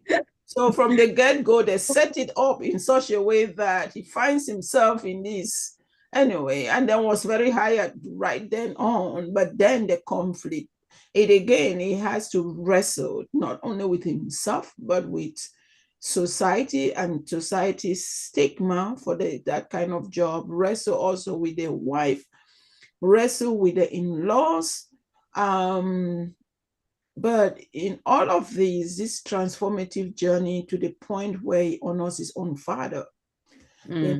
So it is that, again, it ties to the second question about the vocational calling. I don't think he in the beginning was a vocational calling for him at all. It was, well, my vocation was to play the cello. I get disappointed. Now I need to find a job to survive. But you could see that it was a struggle. I love that's the scene where he gets to his boss, where he goes to this and the lady he's working with and said he wants to quit. And then she tells him to go meet the boss. And he goes to the patio where this boss has prepared, For me, I think that is the beginning of the turning point for his journey. But for me, there's a reason why he's the protagonist, obviously, but you see that it was not something that he embraced as vocational. I think it's in the end, it's not even it is in the end you could say it's a vocational calling. He sees the beauty and the dignity in the whole in his job, and it's transformed now not as a job to survive, to pay the bills, but it becomes now a vocational calling, That the whole journey all through, and I think all through also was the father that he had taught abandoned him, and the sacredness of how he ultimately paid him the honor. For me, that whole trajectory was beautiful to behold from the beginning and to the end. Yeah, that was. It was powerful reminder for me when his wife turns and says he's a professional. Right. Yeah. It is something when your community will name you as even what they previously were not supporting you around. Unclean. Even the wife said he was unclean. He was unclean. From unclean to a professional. Yeah. Right. So it's a transformative journey for her too. Yeah. Because she got to witness it with the woman. I agree with you. I thought that scene where he's eating with his boss was so powerful. Right. I don't remember the words, but it's something like, "Is it good?" And he's like, "Well, he didn't like it's good." I was like, wow, talk about putting a table before me. That was powerful. Yeah. But it was strange that the boss, though, he said it's dead people. It's, when he's eating, it's like, oh yeah. I'm like, what the heck? All of this is dead. Then he bites it, he eats it in such a way. I'm like, what is this? Yeah. Yeah. The circle of life, huh? Yeah. What did you? Oh, sorry. No, go ahead. I said, I will never think about the dead the same. And I think it propels in me something about honoring the bodies, I know I moved from someone who never wanted to see dead bodies at all to behold in the beauty, especially for Patience. Patience did something to me. Is when she died, she looked so wrinkled. When they did that makeup again, right? She looked so beautiful, and I'm like, the bodies, they are dead bodies. Yeah, you will say they are dead. The body is just a body, but the fact of beautifying and is that whole thing, is that secretness of honoring that body. And I really, when I finished the movie, I told my mom, I'm going to honor your body like this when you die. You put your whole family through CPE. You just taking them all through the journey. My mom. I say, Don't worry, I'm going to make sure you look so beautiful. She says, how do I Este, know if I will not go estoy en fast? una clase, ahorita te hablo. Ok, al rato te hablo. Sale. Bye. You're not on mute, Marcella. Wow. What did you what is your theology around death? So is the person's dead? Is the soul still in the body? Is the soul and the body one? Are they separate? What's your theology around death? Hmm. Hmm. Lisa Marcello, I'll take a stab at it because I'm particular about, for me as a professor of biblical studies, and that confronts that question a lot about, because many people think when you're dead, your body is just, again, the controversies of the first, second, and third century on your body is just a prison for the soul, and when you are dead, you liberate your soul from the body. And me, I focus a lot when I teach both on 1 Corinthians 15 and 1 Corinthians 6, 12 to 20, which talks about the importance of the body. That is, the resurrection is about an embodied existence and not a disembodied existence. And then tie it to 1 Corinthians 15, which talks about, Paul really rambles to try to understand what the resurrected body will look like. But one thing he says, which is powerful, is it's like you sow a seed. That seed, when it germinates, is still the seed, but it's a transformed seed. And he thinks about the resurrection in that way. Corruptibility is transformed to incorruptibility and all of that. And two, for me, therefore, the body is important. But now, it's not just the body, it's a transformed body. But it's still, like Jesus' resurrection is not disembodied, it's an embodied resurrection. So the body still matters. To what extent, then, Spoken like a professor. right? To what extent, though? Because it's very important what we do with the body, because the whole point for Paul in chapter 6 and 15 is the body does matter. What to do with it does really matter, so the body is that secretness. And just that movie and seeing this, also the body of patience, it just tells me it's secret. Yes, it's going to be put down there. We don't know what it is, but still it's put with dignity.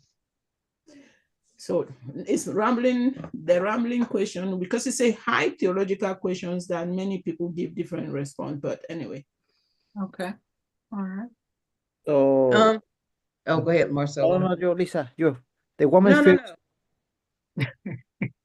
Okay, so, I thinking in the movie, but in my context, um, for example, in Mexico,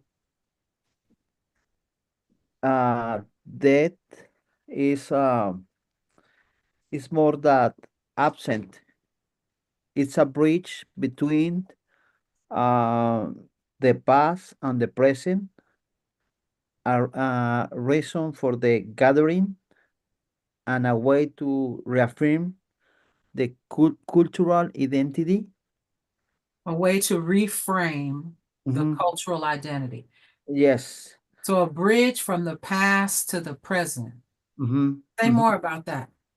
So, um, for example, when one pass away, the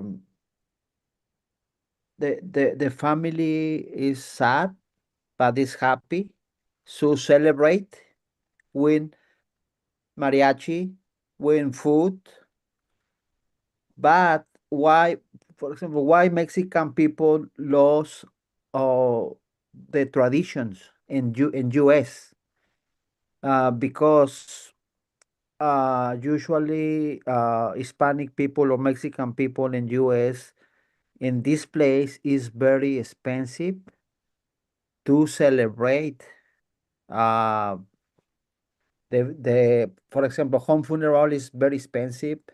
um, to mariachi or food for everyone.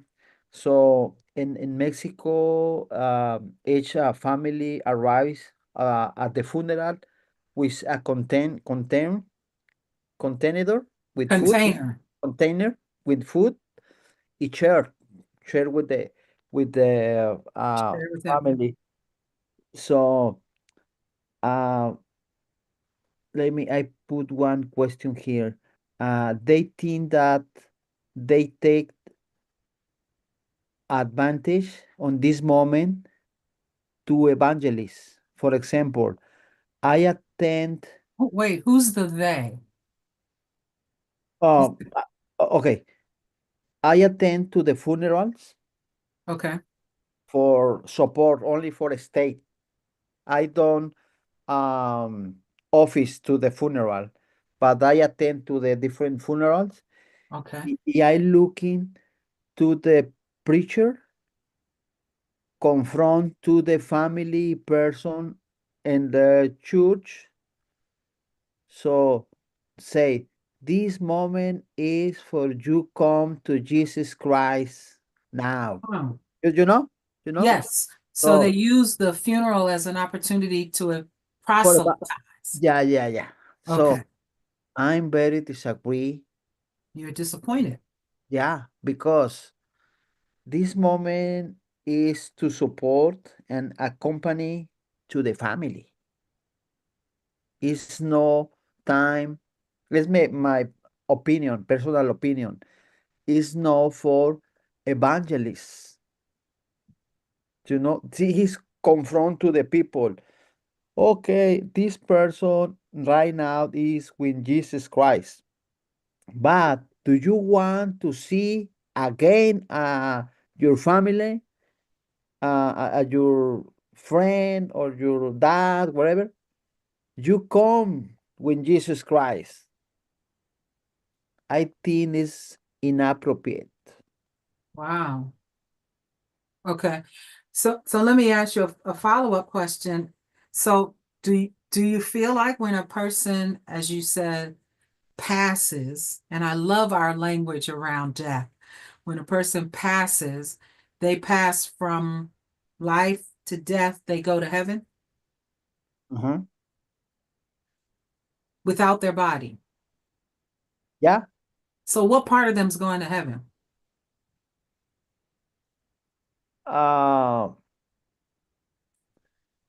what part? Let me see. No, I don't know. Okay, let me see. The spirit?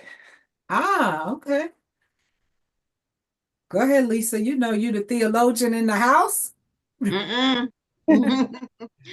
Now, what I was thinking about when I was kind of surprised when they did the body and they bought the expensive coffin and then they cremated it. They burned it all up. Yeah, I'm like, what? I mean, but either way, if you put it in the ground, it's gonna be, but I was just kind of surprised at that because, I mean, all that sacredness and all that care and all that love, and then okay, burn it up. But I believe that the body and the soul, I mean, after you die, it's separate. So the soul or spirit, as Marcelo said, they're the same thing. No. Yeah. I'm sorry. The soul and the spirit return with the Father. Not the body. The The es soul and the soul spirit and the spirit. returns to whose father? A God? Oh, God. Wow, Got it. Okay. that's very platonic. Yes. Got it. Okay, that's what you believe. All right. Um, I don't want to be the only one talking, but I mean asking questions, but my follow-up question to Lisa is, so you said you were surprised they did all that work to the body, Mhm. And spirit cremate. and soul is gone, and then they burn it all up. What did, say more? I don't know what I expected, but that was just a shock for me. And it kind of like, I thought that they would have like go to the graveside and have a burial and and all that stuff and send them off. But I guess the traditions and the beliefs and what we do are really different. It just kind of surprised me. Yeah, because surprised you, meaning you just didn't expect it. I did, yeah. Yeah, I didn't expect it. And you don't have an opinion about it? Or do you have an opinion about it? No, because in one scene, I think they were doing like a grave type deal because they had the casket That's over right. their head That's carrying it out. So I guess it just depends on what the family wants, you know. No, I don't have an you opinion don't have an about opinion. it. I thought I it just was powerful when the guy who did the fire, he said, I guess this is my job because I'm good with fire. mm. It's like, I'm loving all this calling and vocation and bring it on. Yeah, it's powerful. And every part was sacred. Even that part, what he was doing, that was sacred. Was say, and he certainly carried forth as it was. He dressed up. He was intentional. He watched. I mean, Hmm. yeah, I guess when you understand what you're doing to be sacred, it does impact the way you do it. So the woman just preparing the water at the bathhouse, Yeah, like it has to be done a certain way. And right. yeah, she worked hard to make that a comfortable and powerful experience. I felt like that was sacred Yeah. with living bodies. I just think that we just have a small view of things, and we don't look at things broadly. Like, I mean, how sacred this is, how sacred that is. We just think of just the church being sacred, but there's so many other things in life that are sacred. Yes, so that worldview of not separating the sacred and the secular is powerful. Hmm. Yeah. There was someone else in their actions, I thought, um, it reminded me of vocation and calling.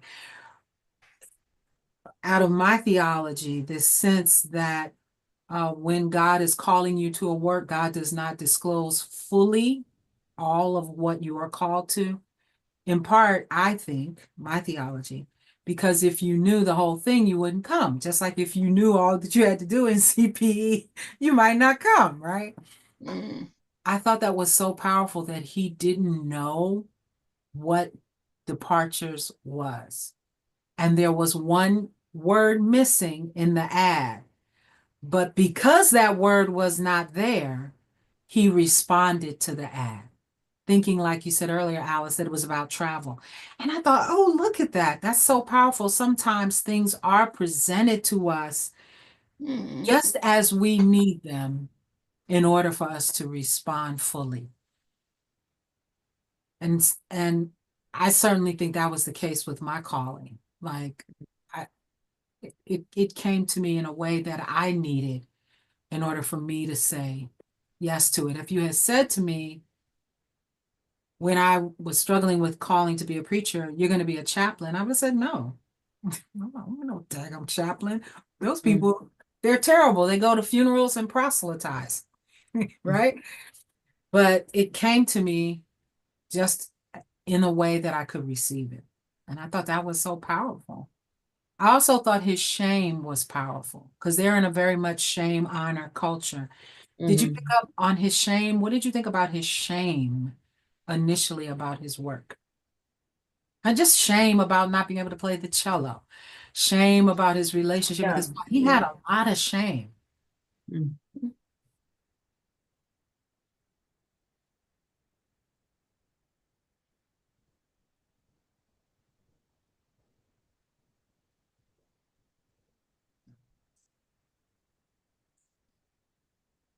One other piece, what did you think about when he dealt with his first body? Because the very first experience, remember, the body had deteriorated. So it was in Mhm. horrible condition. It smelled horrible. He Mm. Yeah, it was a pretty bad experience. What did you make of how when he went home, the way the film then had him physically intimate with his wife? Mhm, What mhm, were your thoughts about that? I thought mhm, that was powerful. mhm.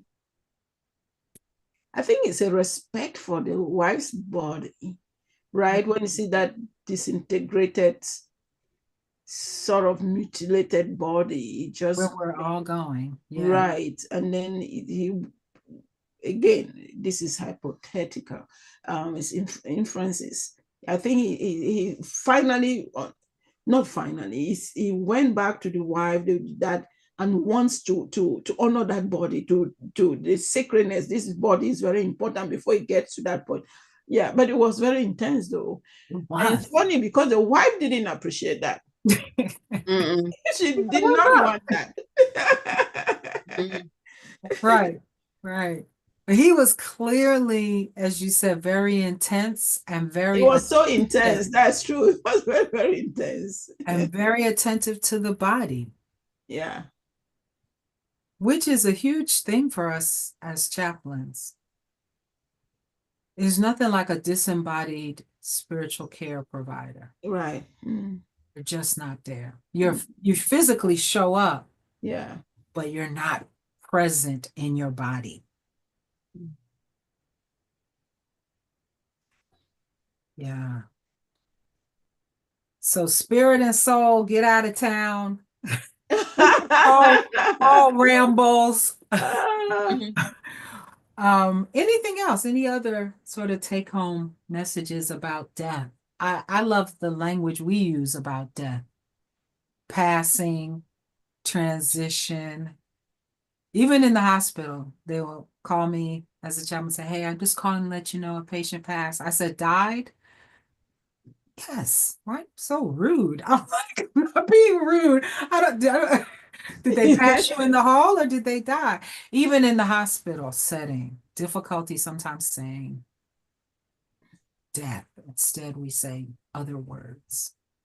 What is your dominant language you use around talking about death? What was your dominant language with patients about death? Transitioning. Transitioning. Mm. Died. Die. That's Mhm. Thank you, Lisa. It's a Four-letter word. euphemism for die. Yeah. No, it's so hard to talk about. It's like, yeah.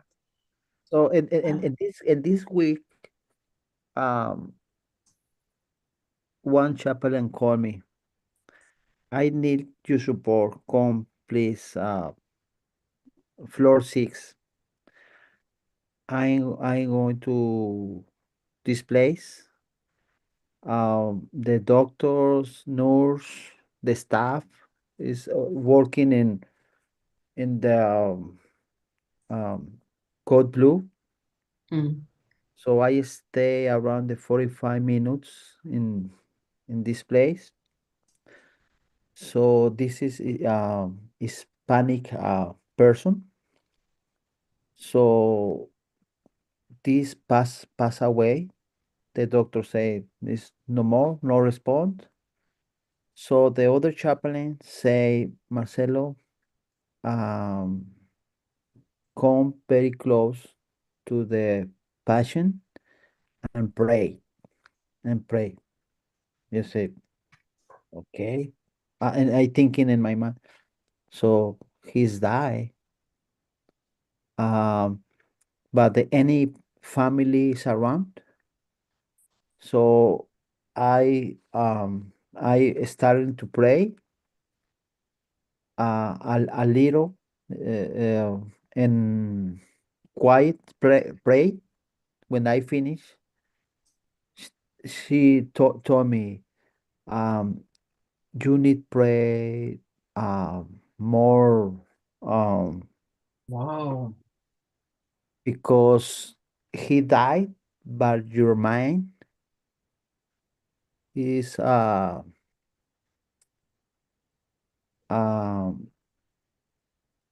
ready for to listen. You say, okay. Wow. So uh I don't know why why she said the prayer is important with these people is this person is passed away, so any families around to Because the uh, family was around as you were praying? no, I went for the family come to Okay. 45 minutes. So uh wait, when you were praying, who all was present? the nurse, the other chaplain, and me. That's it. Okay. And the chaplain said, pray a more passionate prayer. Yeah, Like yeah, yeah, this person's dead, but their mind is now open. yeah, yeah. She say, ¿cómo se dice? Espérame, wait. This definitely should be a weekly reflection. That's very interesting. I can't wait to hear what Lisa and She Alice. she she say me, no chine. No chime. Me, no chine. You pray hard. No, Oh, no, no soft trying. yeah, Pray yeah, yeah, yeah, yeah. So, but for me, very honest, I'm is a little scared. Stay with the when person is pass away in this moment. And in this moment, and in any moment when one person pass away, when my dad passed away, um I stayed in distance because I don't like to see. But he said, don't shine. don't. I, Shine is SHY. oh, Shy. don't be shy. Shy. Oh my goodness. So the chaplain tells you, Uh-huh. don't be shy. You were being soft spoken as you were Mm-hmm. praying. This person's mind Mm-hmm. is still open. Yeah, yeah, yeah. Oh, please, Alice, Lisa, help us. It's very interesting. Yeah, I've heard too that, even though they have like recently died, that, there's still something there. So I've heard that too, but I don't know. I probably would have been kind of shy if somebody asked me to pray over a dead body. I have never prayed over a dead body. So I don't know. So That's kind of interesting. yeah, yeah. So when the family is come, I received the call to the nurse. Oh, the family is here. So this family don't speak any English. So I attend to support to the family. Only one person, the 22 years old. Mhm. But the person that passed away is 30, 33 years old. Wow. Uh, Mm. so I say, are you brother or what is your relationship with him?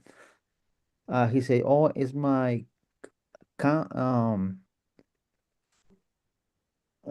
primo, Cousin? my cousin. This is my cousin. This is my cousin. I asked him, oh, he's married. He's your parents. He say he don't have any family. The parents pass away. So okay, it's only me stay in US with Wow. him. So I asked, what is your plan? He say, I planning to send to the body to Mexico. I recommend this is only my personal opinion because right now this person work in the field. So in this season, uh, in the field is no good time for working because it's rain. So I see the explain to what option. is around to the Fresno for home funerals, ask home funeral for the price, but the cheap is crematory. The least expensive, cheap could be offensive. So the least expensive is the crematory where you cremate the body.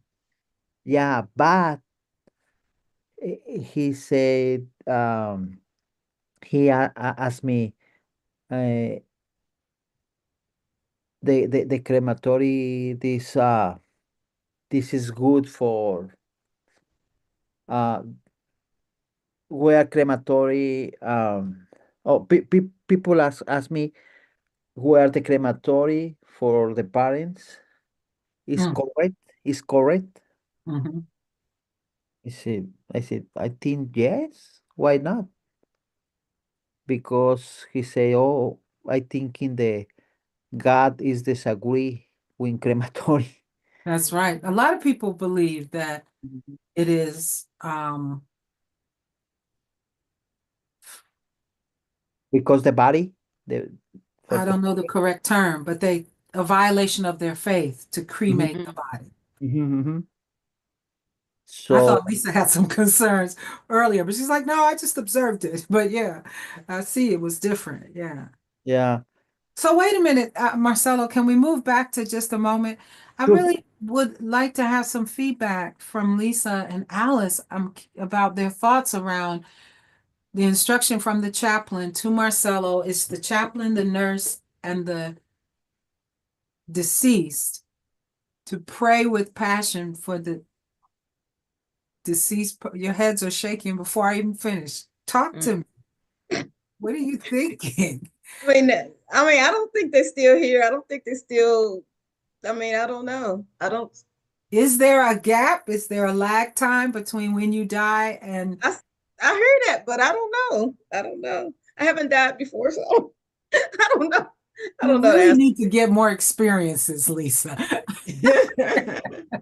That just think, experience. yeah, just the fact of asking and saying, pray with passion. For me, is that not even a boundary crossing right there?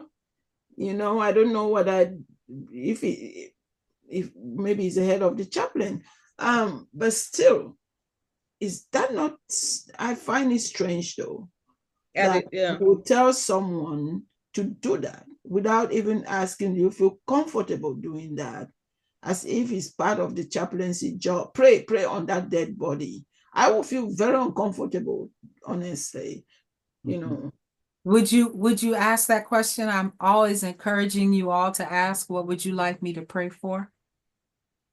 Yeah, Mm. exactly. Um, and even by asking him to do that, I will ask him, will you feel comfortable Mhm. praying for this person? I Right? appreciate that. Rather than just saying, do that and do it. Not only do it with passion, right? Passion. That's right. Don't Come be on. shy. Yeah. I Do you Wow. feel do you uncomfortable if somebody told me to do that. yeah. Wow. Do you do that, Reverend Donna?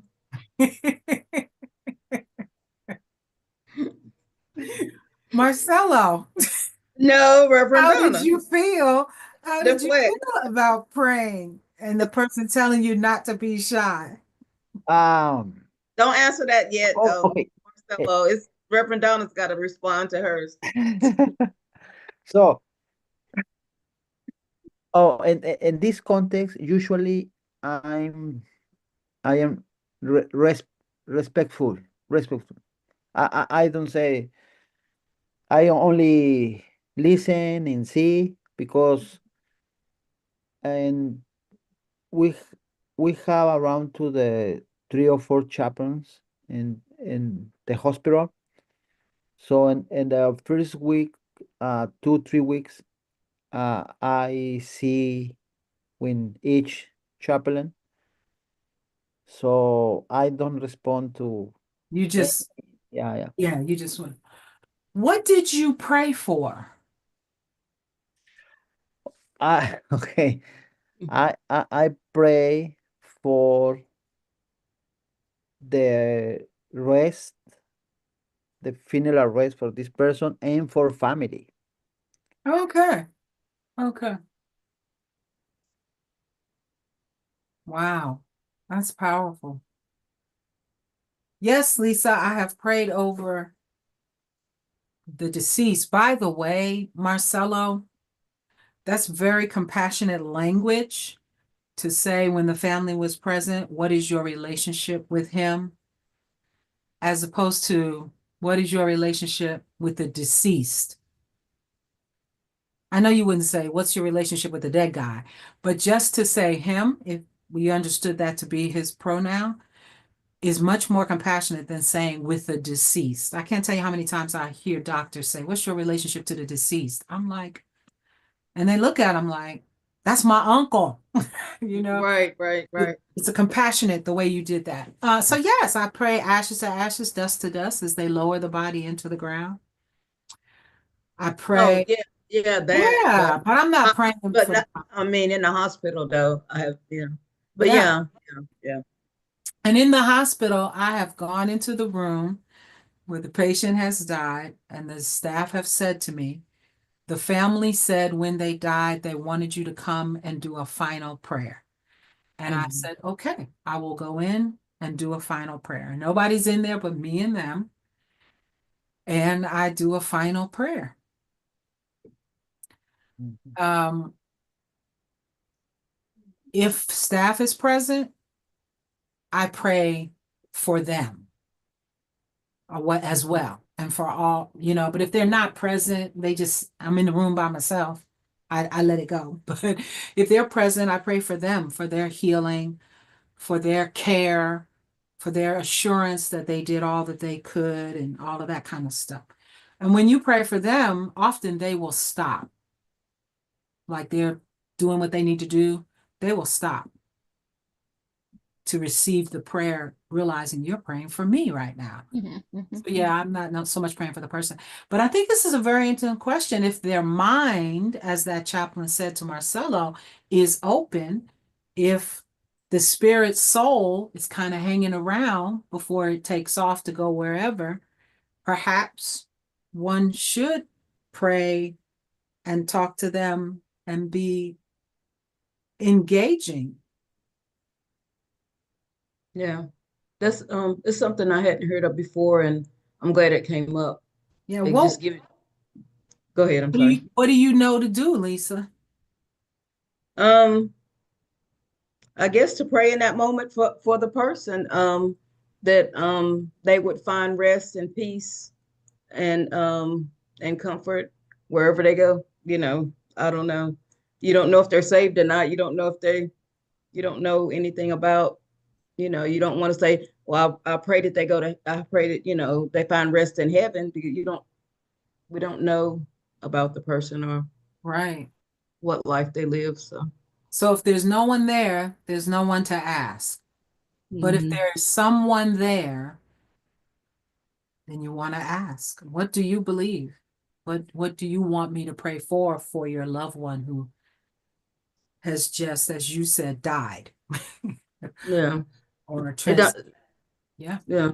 The more we talk about it, the more normal it seems, because before when he said it, I was like, what? That doesn't make sense, but yeah. Well, that's that person's belief. That's what we heard. We heard the chaplain's belief. We don't know. And Marcelo was clear. I do not know what this person believed. What do you want me to pray? Yeah, yeah, But you yeah, heard the chaplain's belief, yeah. and they're operating out of their belief. So can you imagine they're taking that belief to every situation when someone dies and they're praying with passion? Mm, I don't know that that's gonna go over so well with some people. that's what, yeah. Yeah, so we don't have to know what to do. We need to know to ask Yeah. what No, do, I was just saying, if I was in a situation like Marcelo, when they like push you to do it, you know. yeah.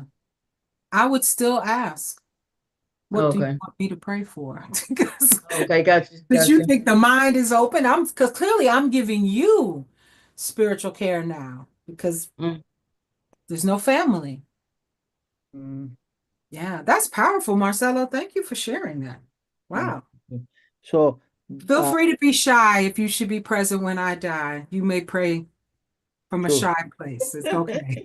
that's right. So, there are some prayers materials for funerals. Yes. Okay. There's lots of materials for it. Um, I'll try to find a couple of links Mhm. and send it to you. There are some, I've read some resources that cover a variety of traditions. Okay, perfect. Thank People you. are different. Yeah. I'm looking for my pen to make a note. I also sent a link where you can order the book, the myth of the myth of normal for $2.97, and you can download it for $2.97. Okay, thank you. Mm. That's a great transition. Let's talk about that video, The Myth of Normal, Gabar Matt. He and the other video, Bassel van der Kolk. One of the key things I was hoping as a takeaway is a definition of trauma. So what is your definition of trauma? From what that book said, Well, you can I mean the film, not book, the film. understand. You can offer from that or just what is your definition of trauma? Either one. Just tell me which one it is. For me, it's the pain that somebody else causes you. Okay. And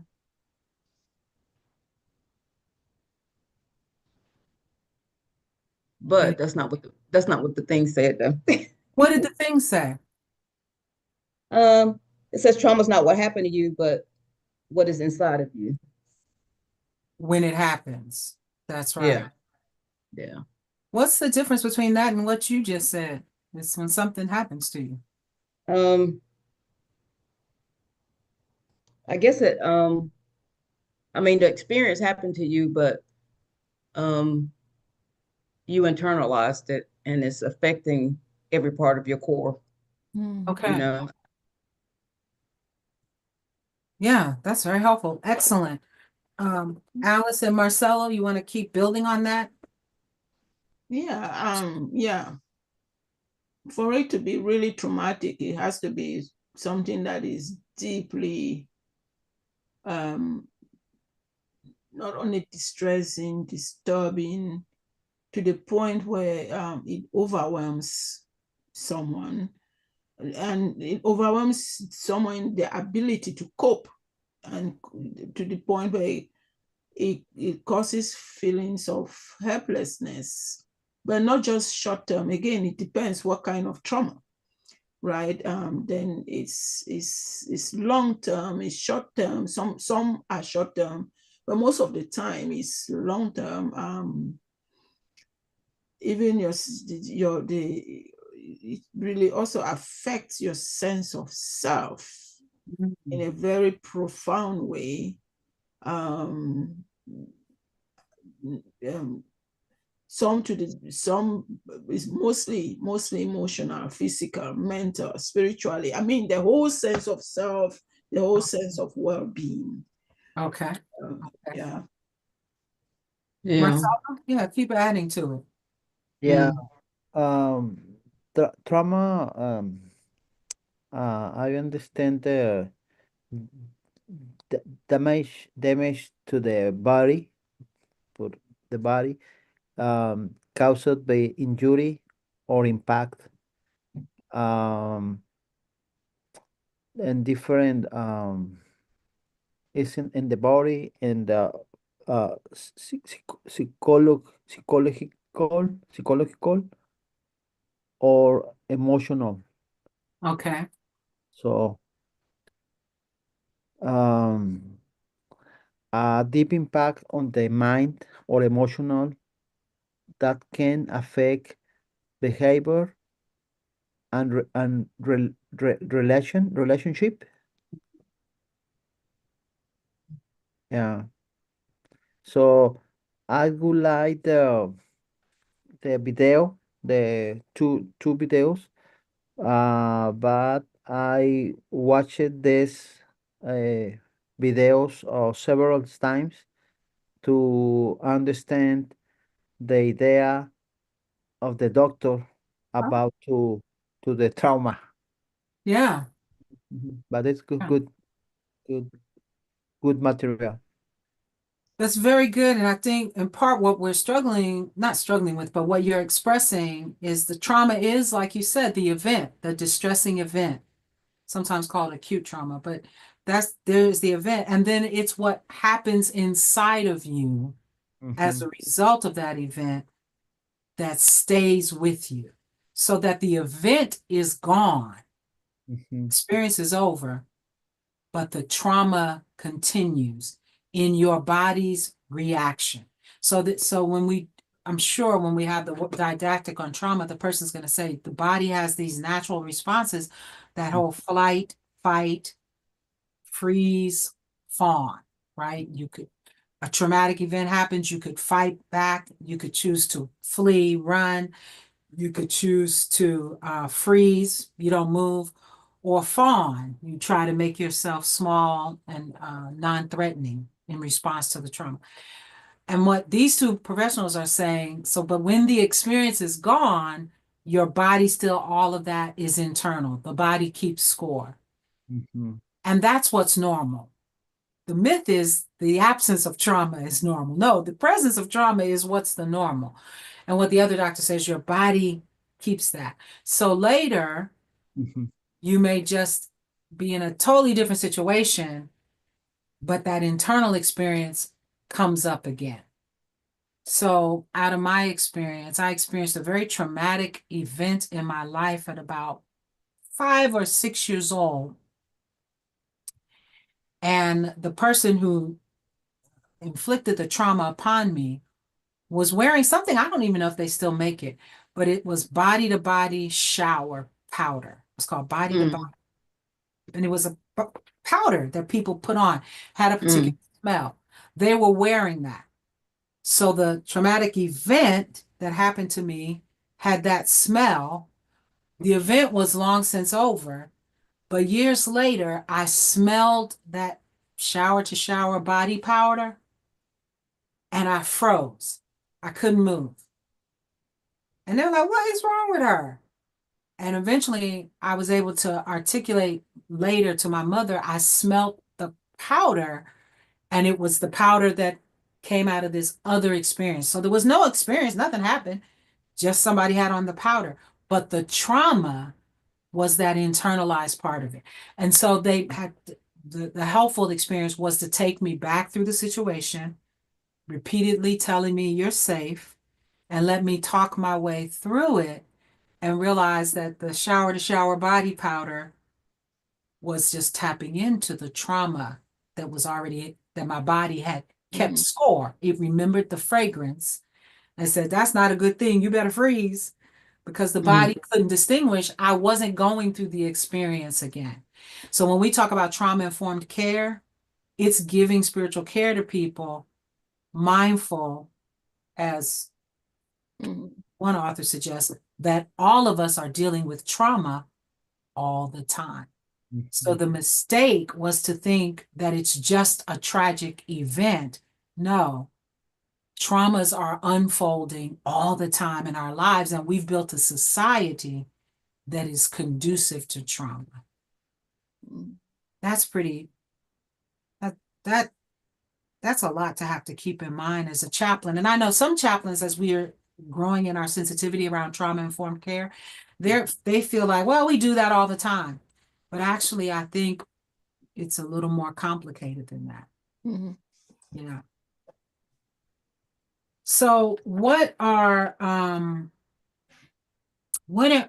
your mind are some of the ways that society contributes to widespread trauma that leads to our chronic illnesses and all other sort of things? um, I think for kids, people always say, "Oh, kids are resilient." No matter what they experience in life, they'll bounce back. They might bounce back, but they still have that trauma, and if it's not dealt with, it's gonna come. Problems are gonna come out later on. Good. So they just normalize it. It's okay. you know. That's So right. They normalize what is not normal. that's Right. right. Oh yeah, Uncle Tom, he's always messing with all the kids, you know. That's just how it is, you know. No, that's not normal. That's crazy, you know. But Mhm. that's what happens. Yeah. What for Dr. Matir, for both of them, I apologize, I can't say their names well. For both doctors, Dr. Mate and Dr. Um, Van. thank you, Vander Kolk or Dr. Kolk. Mhm. What is the cure for trauma for both of them? Or what is it that we need to do to deal with the widespread trauma in the world? It is the definition of chaplain, that it is to come alongside the person in the experience, whether it is the traumatic event when it happens or when the trauma surfaces later and there's no event. It is what we do, this coming alongside the person, bringing them into their body instead of allowing them to just be disconnected. It's as you said, you have to deal with it. It's what we do. It's all the stuff we do when we're trying to come alongside you and we're asking those open-ended questions. It's that stuff, all of that stuff. So one of the questions that I asked was, what are your just takeaways from the videos, for both of those videos? Did you have any takeaway? And thank you, Lisa, for the link for a very good version of the book. Did you have any takeaway from either of the trauma videos? I guess when he was just 11 months old, his mom gave him away, and that trauma stayed with him. And every time something happened that somebody would you know, not show up for him, then that would resurface in his heart and mind, and he would get depressed about it. And sometimes you're sitting and you're thinking, you're like, you get a little depressed about something, and then you think about it, it's some type of trauma that happened, you know, some, like you said, the smell of the powder or whatever. Mhm. But if we don't like talk it out and, like you said, and do some things to rectify it, it's just going to continue to come up. You know, that's why, to me, for me, therapy is very important, you know, to help you get through those things, you know. um or you're going to just always be to me, you always be traumatized and never healed, and then you're passing that on to somebody else, because it's going to come out in some type of way and you're going to pass it on to somebody else. And you may not even be aware. Right, right. Yeah. So he was, I love that story. So he's all upset and acting out with his wife. And it's like, it's the little boy in him who, Hmm. well, the infant, the child who felt Hmm. abandoned, who in that moment was now an adult feeling abandoned, but he wasn't abandoned. He was a Hmm. man of great means and had traveled with great luxury. So Hmm. he wasn't abandoned at all, but the trauma Hmm. was still impacting his experience. Very good. Yeah, that was a great story. Anyone Hmm. else have a takeaway? That was my favorite too, or the Yeah. most takeaway for me. Hmm. According to the doctor Gabor, is Mm-hmm. uh, is working in pastoral and spiritual care. Is for help to the trauma for Yes. to the person, but Yes. it's very similar to um, you teach us 2 sessions for the pastoral care, active and empathic listening, Yes. spiritual support, playing, and religion rituals to bring comfort, Right. a safe space or express pain. So it's this is process for help to the trauma situation. Yes. Yes. Yes. Yes. Very good. I think one of the most biggest thing, I think, in terms of even trauma in holistically, is the deep sense of lack of awareness before Okay. even seeking therapy, is how much consciousness raising work need to be done to be really aware of trauma as something really serious, something deep and really serious. And I think that is what I think we, in our ministry of presence, working alongside chaplains can be, that means can really help in that domain. In a lot of time when people talk about their traumatic experiences, most of the time people don't take them serious, right? And sometimes you are stigmatized for just narrating your story. You are stigmatized. You are not even believed. So for me, it is consciousness raising work. Even before you get therapy, you have to, even sometimes someone is even going through traumatic experience without even knowing that, oh, gee, this is trauma that has been internalized in this way. That for me is what I'm learning more and more, is how can we in our caregiving, right? And that's why I like our verbatim, where you really push in that whole process of questioning, that dialogue with the care recipient, to probe, because again, it's so easy, and that's what pastors do. And I think pastors do a lot of damage. When somebody goes to them for spiritual care, the first thing they do is open the Bible and start pontificate and then pray for you. And then you don't get better. They see it as you don't have enough faith. Whereas a lot of people who go to pastors, they trust them as people who can help them in their deal with trauma. And because the pastors themselves, they are not equipped, they don't have the tools. All they do is placate prayer on that. And the whole process of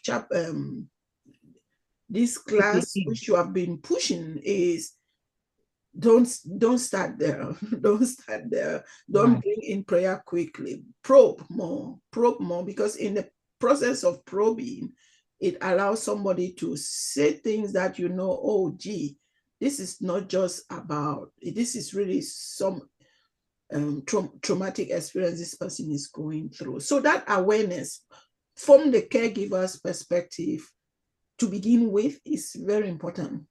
Yes. Well said. I think this really helped me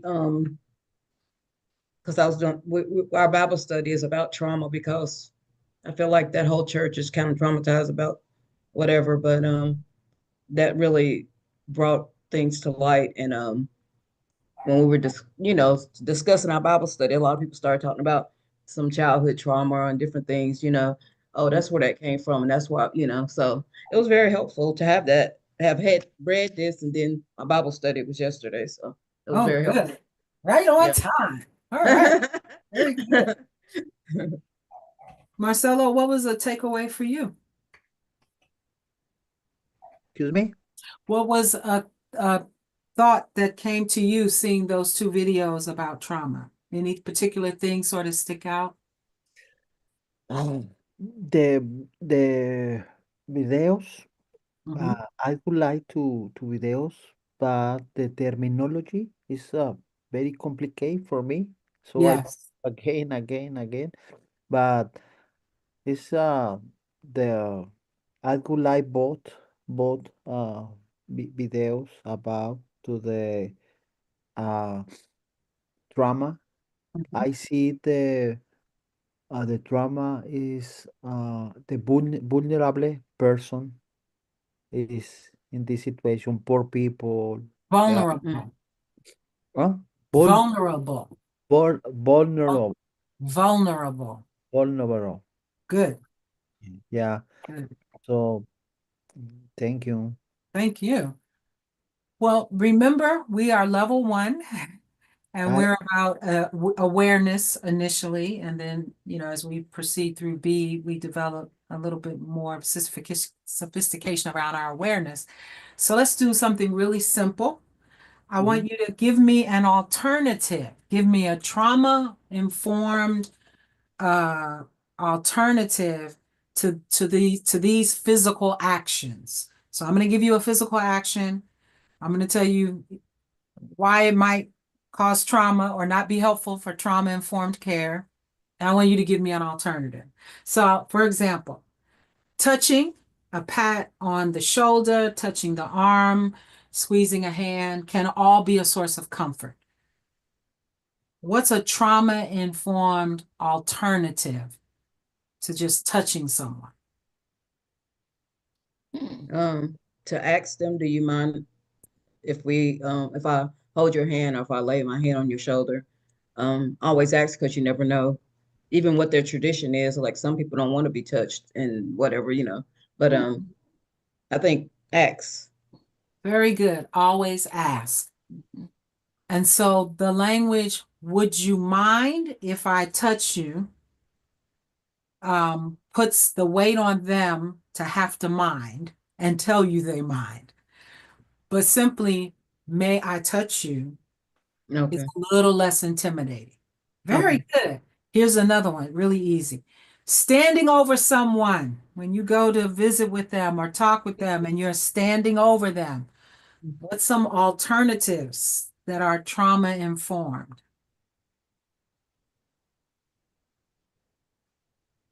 Pull up a seat. There you go. Pull up a seat. Yeah, that creates a sense of safety. Very good. What about standing in the doorway talking to someone?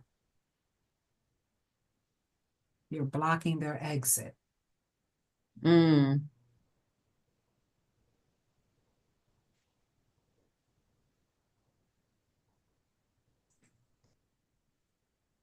stay So in do the you room. mind if I come in? Yeah, you're in the room. Go Ask, ahead, Michelle. ask, can I come in? Right? Okay. And Oh, then okay. move away from the door. A good therapist, when they tell you where to sit, here, you Oh, sit here and I'll sit here. You should have a direct access to the door. So okay. you come in, but then you intentionally move your body such if they need to leave, they can. Very good. How about speaking loudly? Because you want to make sure they hear you. What's an alternative to speaking loudly? Be shy. No, I'm just kidding. What? What's an alternative?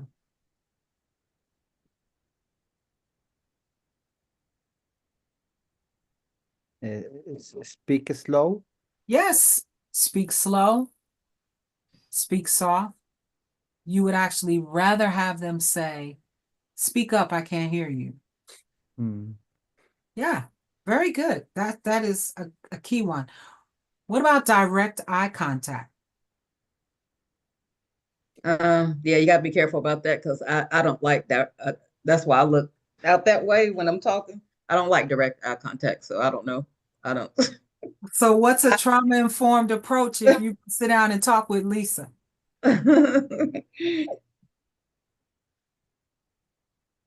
Interesting. I would like to know what is a trauma-informed approach? What do you do? Don't know. In different cultures, it means different things. So in some cultures, direct eye contact is considered aggressive and disrespectful.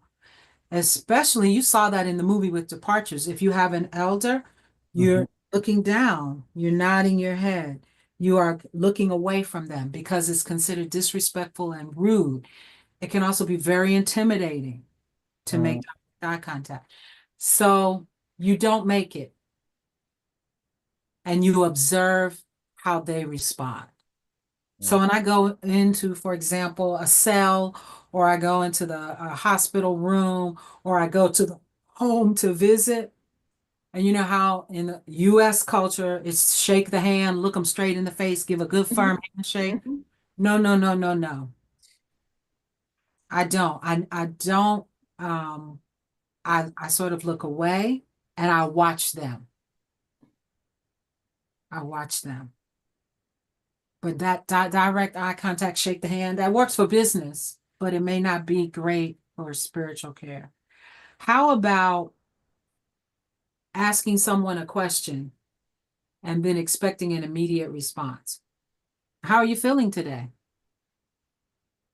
What's going on with you? Have you been here long?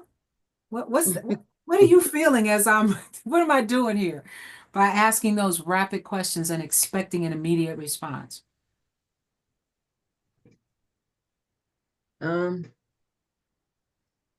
Maybe crossing a boundary. Yeah, doesn't seem very sensitive. So what could I do as an alternative?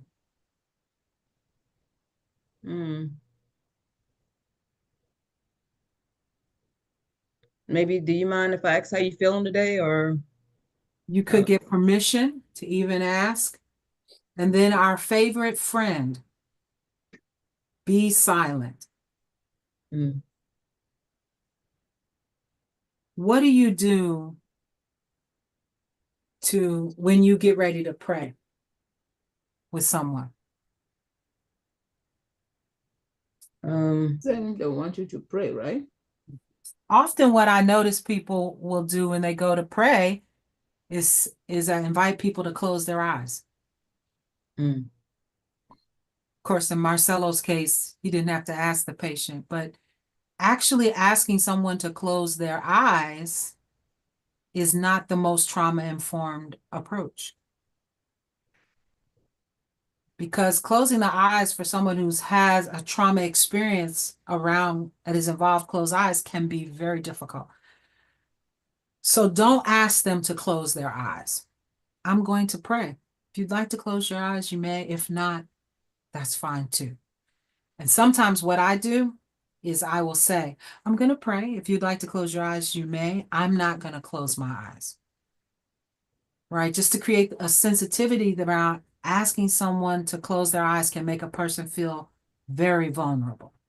They might kill them when you say close your eyes. Or they take your land, like colonialists. Close your eye, and they took our land. It's good to keep in mind. Okay. I'm going to remember that forever. That's true. That's what they did. I am from New Jersey, so sometimes, although it has changed significantly over the years, I can speak very quickly. I can get very rapid speech. And what I learned to do was to mirror the pace of my spiritual care receiver. It also helped me be a more active listener. So whatever their pace was, I would take on that pace. Now that may sound easy, but it is not. Yeah. If they have a very slow pace and you got to chuck it down and match their pace, that can be so soothing. Some people saying their name is soothing. For some people, it isn't. But whatever I do, I want to know what you want me to call you before I call you. So although I was trained, you go in the room, you make sure you have the right patient. You say, Mr. Smith, I don't do that. I go in the room, I introduce myself, and I ask, what may I call you? How may I address you? And they say, I'm James Brown. I said, well, it's good to meet you, James Brown. You're not the person I was here to visit today. And I'm looking for a Mr. Smith or whatever, gently exit. But I never say their name first. I want them to tell me how they want me to address them. And then I'll use it because it can be soothing. How do I ask someone what pronouns they want me to use? What's the most trauma-informed care way to say that?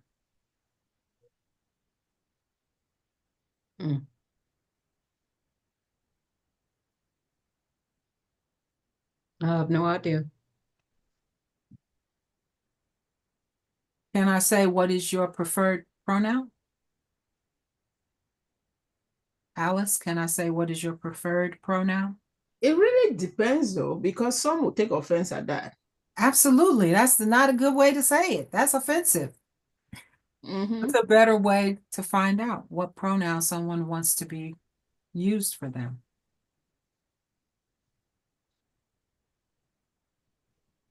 Is there a good way to say it? There's certainly a better way than saying, what is your preferred pronoun? What pronoun do you use? What pronoun do you use? I lead, I say, I use pronouns, and I'll say my pronouns. What pronouns do you use? And let them tell me. Preferred why is preferred problematic, Alice?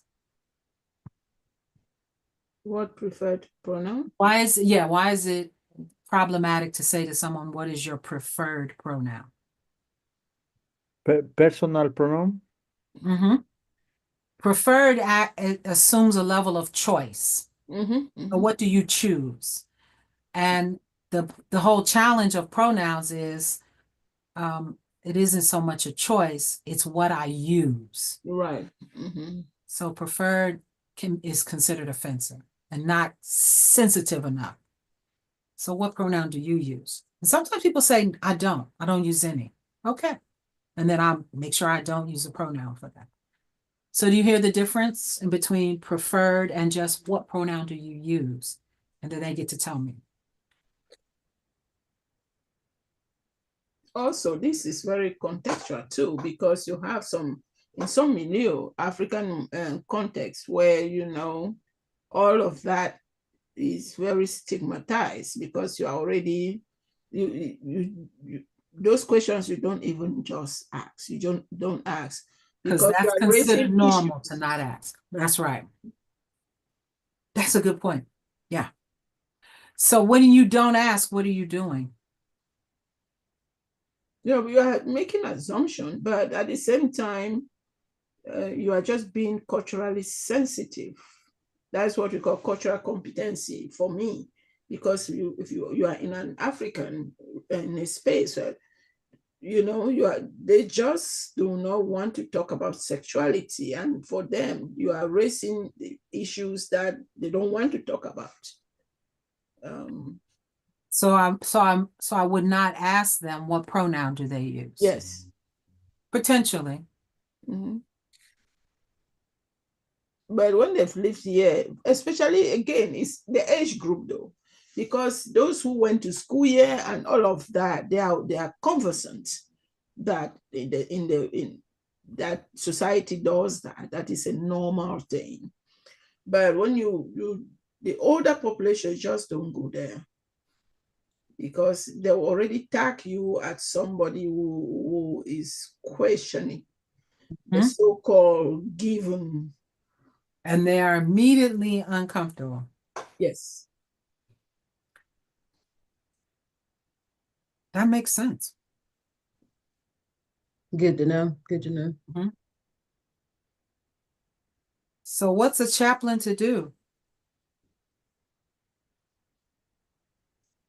That's why we learn about cultural competency, right? Or at least cultural humility. That's right. Yes, cultural humility and yeah, that's Yeah. true.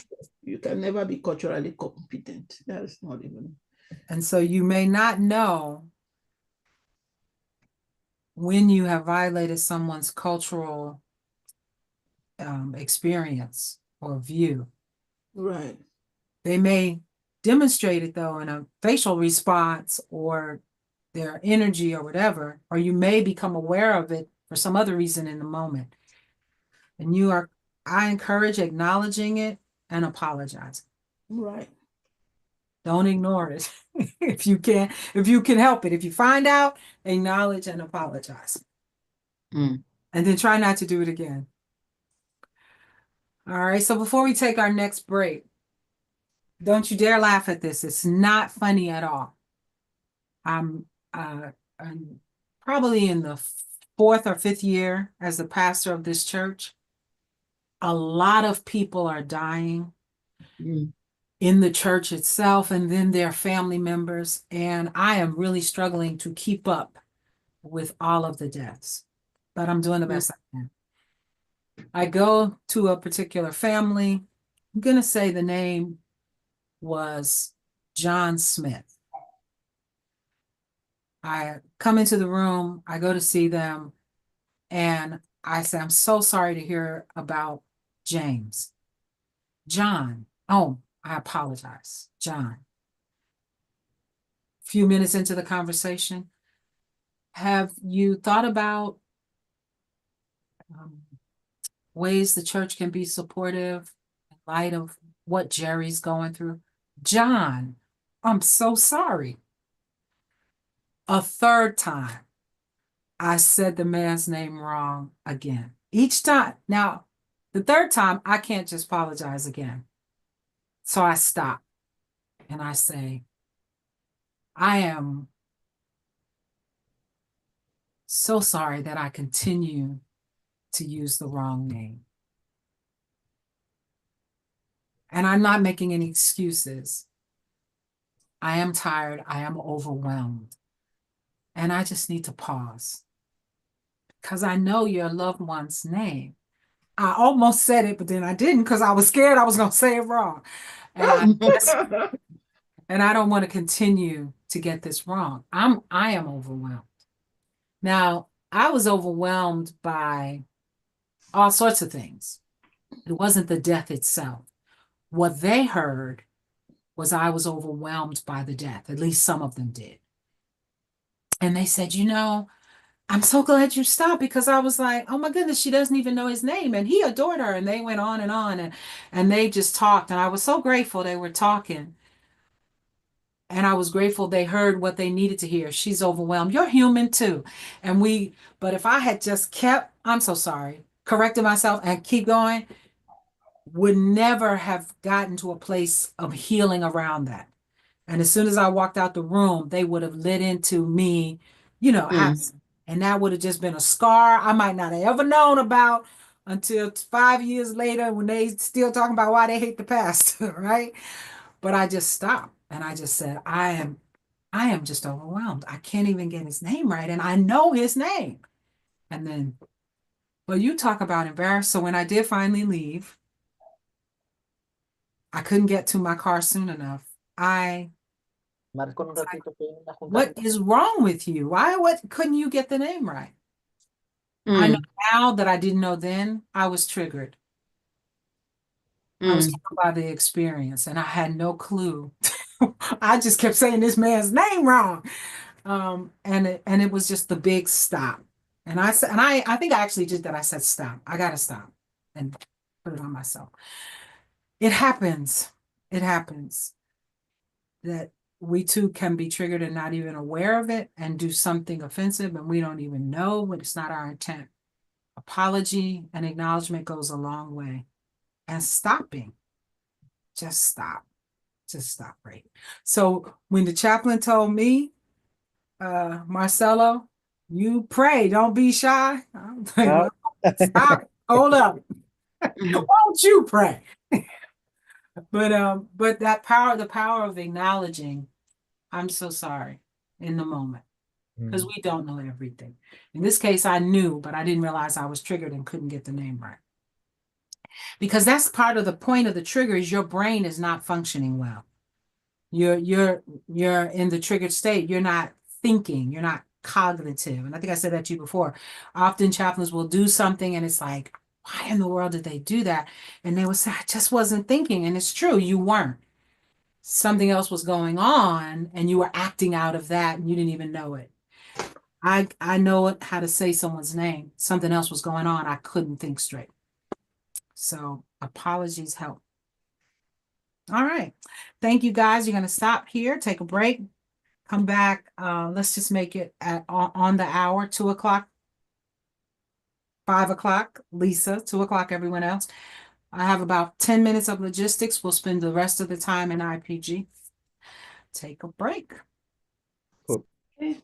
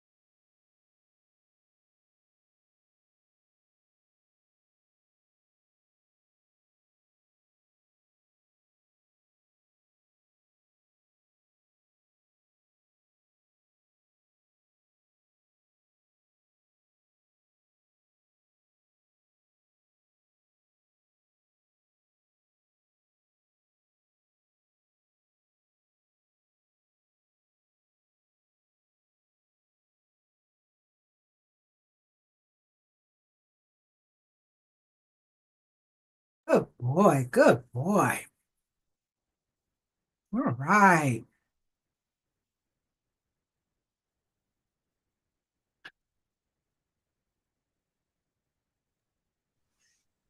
Wonderful. Thank you all so much.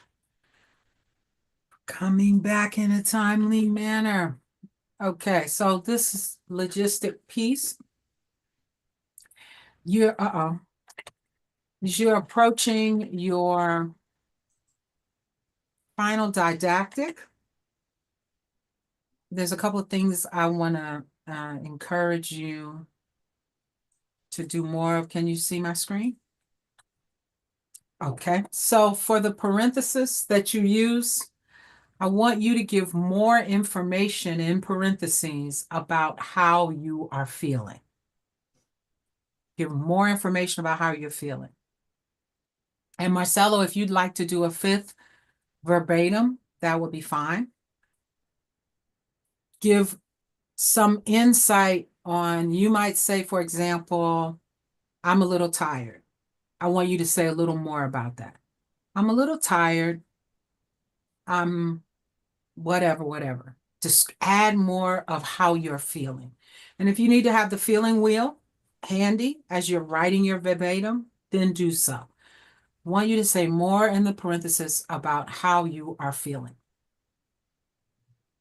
I also want you to be a little more intentional about using that assessment language. We are always assessing people when we're engaging and having conversation. But I want you to be more intentional about saying, I assess them to be, whatever it was, happy, sad, frustrated, lonely, angry, and therefore this is what your action or intervention was based on what you're assessing. In your conversations, I want you to ask more questions about how the spiritual care receiver is feeling. Again, you can have the feeling wheel handy if you think that'll help them identify their feelings. This can lead to better inquiries about how a person is doing. So it's so important to pause enough to ask them how they're feeling. They may say something where it is so obvious, you know how they must be feeling, but they didn't say it. Go ahead and ask them, wow, how are you feeling about that? I think I share with Lisa, I use wow all the time. So give them space to talk about their feelings because it helps you begin to really get an understanding of where they are. And then please don't continue to skip. This doesn't apply to everybody. The ethical and social justice issues say there aren't any. Instead, I want to encourage you to just pause for a moment and ask yourself a little more in depth. Are there any ethical issues here at all? Are there any social justice issues here at all? And part of that means expanding our concept of ethical and social justice issues. So just kind of out of your own experience, what constitutes an ethical issue? What constitutes a social justice issue for you?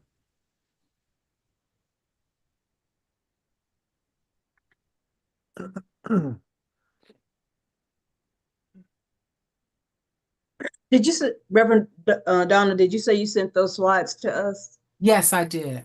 I couldn't find it. I'll Okay. look for it, but mm-mm.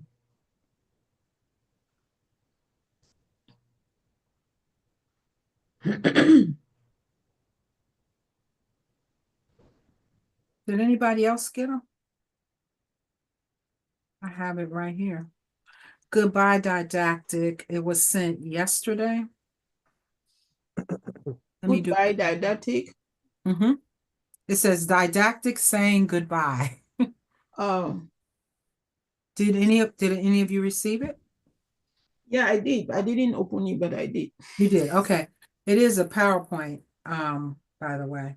So Could let you me send us this verb and the additions we need to do in our verbatim instruction? say it one more time. Could you just send us the instruction about the things we need to do better in our verbatim? It's in the same, it's in the same slides, right? It's in the slide. That Oh, one the slide yesterday. Yes. Oh, okay. And it's just one slide. So I just sent it again. Let me make sure I have the right email for you, Okay. Lisa. Here, I'm going to make sure.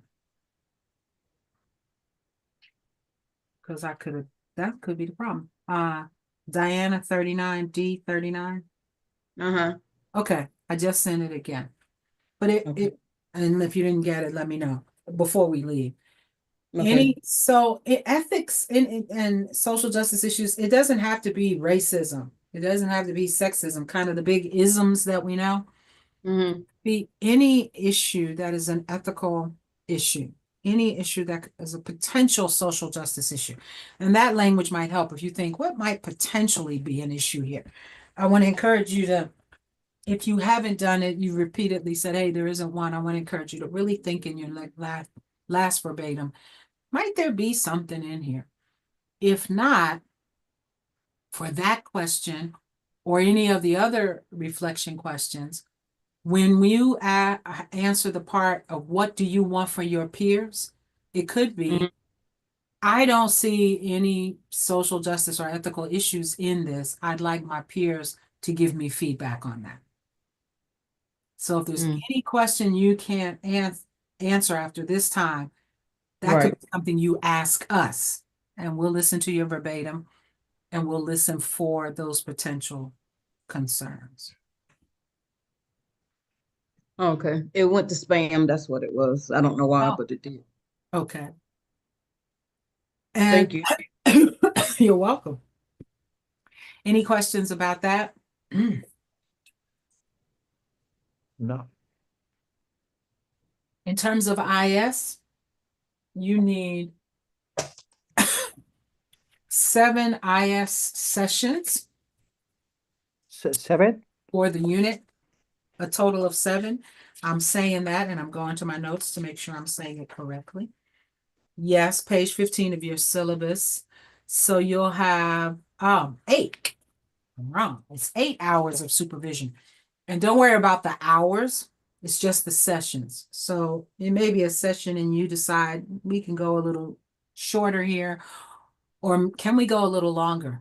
Either way, but you just need 8 of those sessions. So we have time and we can meet even when you're only doing clinical hours.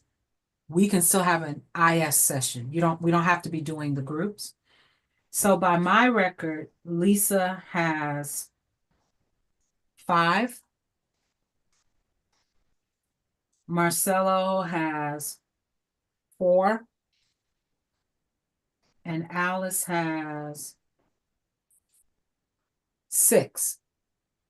So Alice, you'll need 2 more individual supervision sessions anytime between now and the end of the unit. Again, it can be when we're not even having education classes. Marcelo, you'll need 4. Lisa, you'll need 3. Okay. And even though it says 8 hours on the syllabus on page 15, Mm-hmm. it's 8 sessions. Doesn't matter how long. So So do you can explain me for supervision yes, or reports or that's the Wednesday at noon. That's the individual supervision session. oh I see. Yes, and for soon we stay together, you and me. And we do it in Zoom, you and me. Gotcha. Okay. And I thought I had 7. you set the topics. So you may say, I want to look at my weekly reflection. I want to look at my outcome indicator. I want to look at this verbatim again. I want to talk about a recent visit. You set the agenda. I want to figure out how to get a $10,000 gift to you. Whatever it is you want to do. I like that part. From the supervisor to the student. You set the agenda. Okay. Can I change mine from the 16th to the 9th to next week? I know we just did one, but can we do them back to back or no? Yes, we can. So you want to meet on the 9th? Yes, Mm-hmm. If you can, if it's possible for you. I can. Okay. And Anytime, it doesn't matter for me. Whatever time you choose is fine. okay. So, I thought I had 7. yeah. Your your dates are 1:30, 1/6, 3/5, 3/20, 3/27, 4/3. Am I missing one in there? I have no clue. Don't I mind could me. be, look at your calendar. I am I don't even I can meet you 20 times. That's fine. So it's not a problem. okay. Would you do me a favor, Lisa? Just send me a text after group confirming that we're going to meet on the 9th, and then I'll open my calendar and say, here are the times that work for me. Okay. Okay. Okay. I look forward to it. Thank you. That'll just help me. Mm-hmm. And then I had a question mark about a note I made for myself. Marcelo, you asked for death resources, and I Yes. want to make sure I understand what you want. Um, I want for funeral. For funeral, Funeral. Yes. meaning places to have funerals or funeral programs, or what? What about funerals? I would like to the the pray. To pray, different funeral prayers? Yes. You are not shy anymore. All right. Oh, I'm working in this particular. Okay. Okay. I can look for that. You got it. Thank you so much. You are welcome. So with me is every Wednesday to noon, right? Yes, every Wednesday at noon, you get on the Zoom. I'll be there. Okay, cool. And then Thank if if you're running late or whatever, just text me and tell me. If I'm running late, I'll text you and tell you. Okay, sure. Any other questions? Next week, I'm gonna talk about our final evaluation. So we'll go through that in detail. No need in doing it now because this week you're going to be focused on your verbatim. All right. Okay. Thank you. Thank you. Thank you. Thank you for that. Our IPG is open for whoever and would like to claim some time. Okay.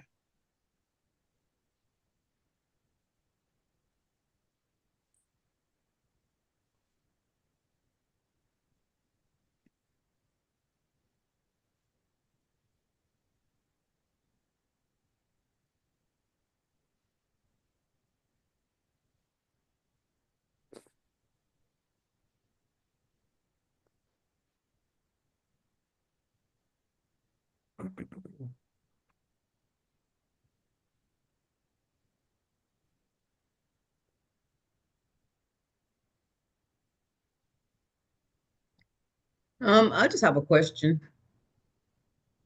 When will you know if you're good enough to be certified? When will you know if you're good enough to be a certified chaplain, Yeah, as in board certification? yeah. Yeah, that's a good question.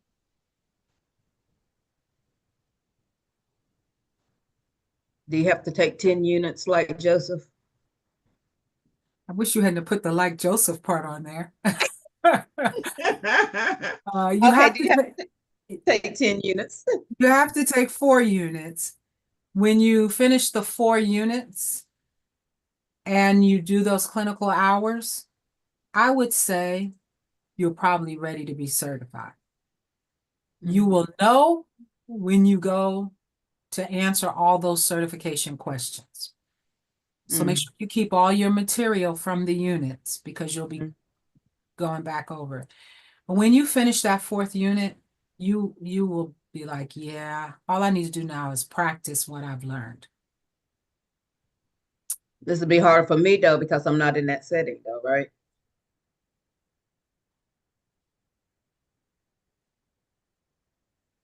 I love it when a person answers a question like that and you say right. I would say wrong Mm, because there's skills that are applicable for all settings. Mm. So you'll have it. Empathy. It's not restricted to the hospital. Active listening, cultural humility, on and on and on. mhm. Thank you. I think you were present. I do a didactic on board certification and I share all that information with you. And I encourage you to get a mentor, someone who's been board certified to journey with you through the process. You can get one you don't know, request one from BCCI, Board Certification Chaplain Incorporated. They can give you one, or you can ask someone you know who's Like you. certified, like me.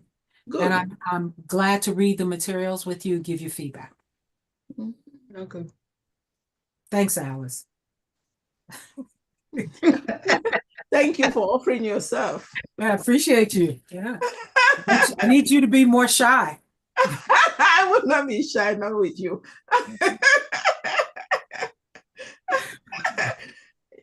But you said that for Lisa and myself, I don't know, Lisa, your work situation, like what I was planning that I shared was after like the third unit, I'm going to try to do on call Mm, chaplaincy to just have opportunity to have that space to practice, so that at least one's dossier, for me it's very important that one's dossier is that to fill in those holes and not have all of those gaps. And yeah. it's funny because I was looking at, I just Googled and said chaplaincy per diem kind of, and there's a lot of positions like that. Mm. Oh, really? Mm-hmm. Okay. But for me, it's like mine is different because I make my hours up. I basically tell them when I want to teach. So I'm that flexible. So that will be something easier for me. I don't know Yeah. whether you are required to do, I don't do 9 to 5 job. So that is different. I don't know for you. Well, I'm gonna do the summer one, which is gonna kind of be pushing it, but the fall I have to write my papers for to be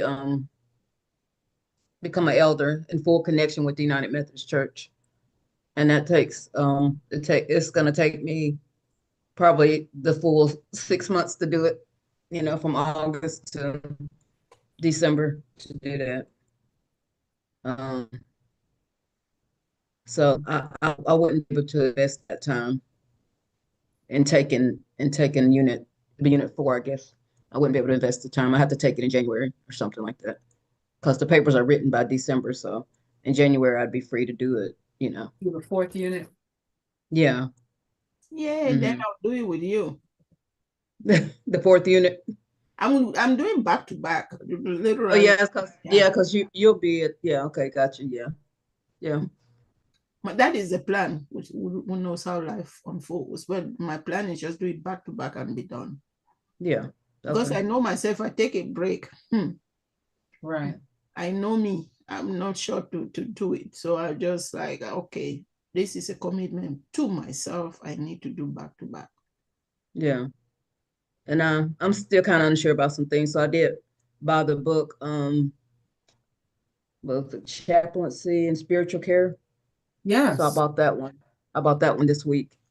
And so I've been reading that. So, and it's been helping. So, yeah.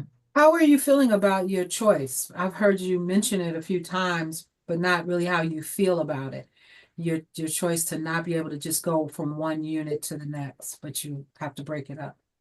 I'm kind of sad about it because I want to, go straight through. But I know if I choose that option and do that, I'll probably have a nervous breakdown trying to write those papers and do this too. Because you want to be fully invested and pay attention, especially, if it would be my 4th unit, I want to be fully present, make sure I'm getting everything I can get, you know. But yeah, it's gonna be disappointing for me. It's going to be, or is it already? I guess it's already because I feel the disappointment. Yeah, yeah. Yeah. So yeah. But I'm glad I'm able to do the summer. You know, I'm glad that everything's moved around so that I could do that. So That's good. Yeah. yeah. Mm. I mentioned this before and I'm sharing it again.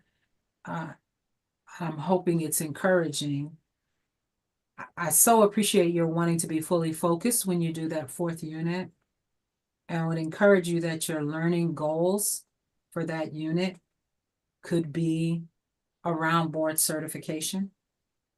So if you want to Okay. spend some time reflecting on how to shape that so that as you're doing the fourth unit, you're starting to work on your board certification.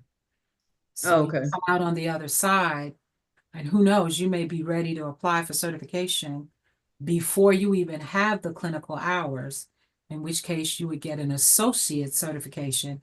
Once you got the clinical hours, it would become a full certification. And you Oh, might feel really? better about sort of missing that time. Mm. Okay. That is I Okay. appreciate you Thank you. sharing that you're sad and disappointed. Yeah. Thank you. I appreciate the information. It's very Yep. helpful to know. Mm-hmm. Yeah. Do chaplains work at night?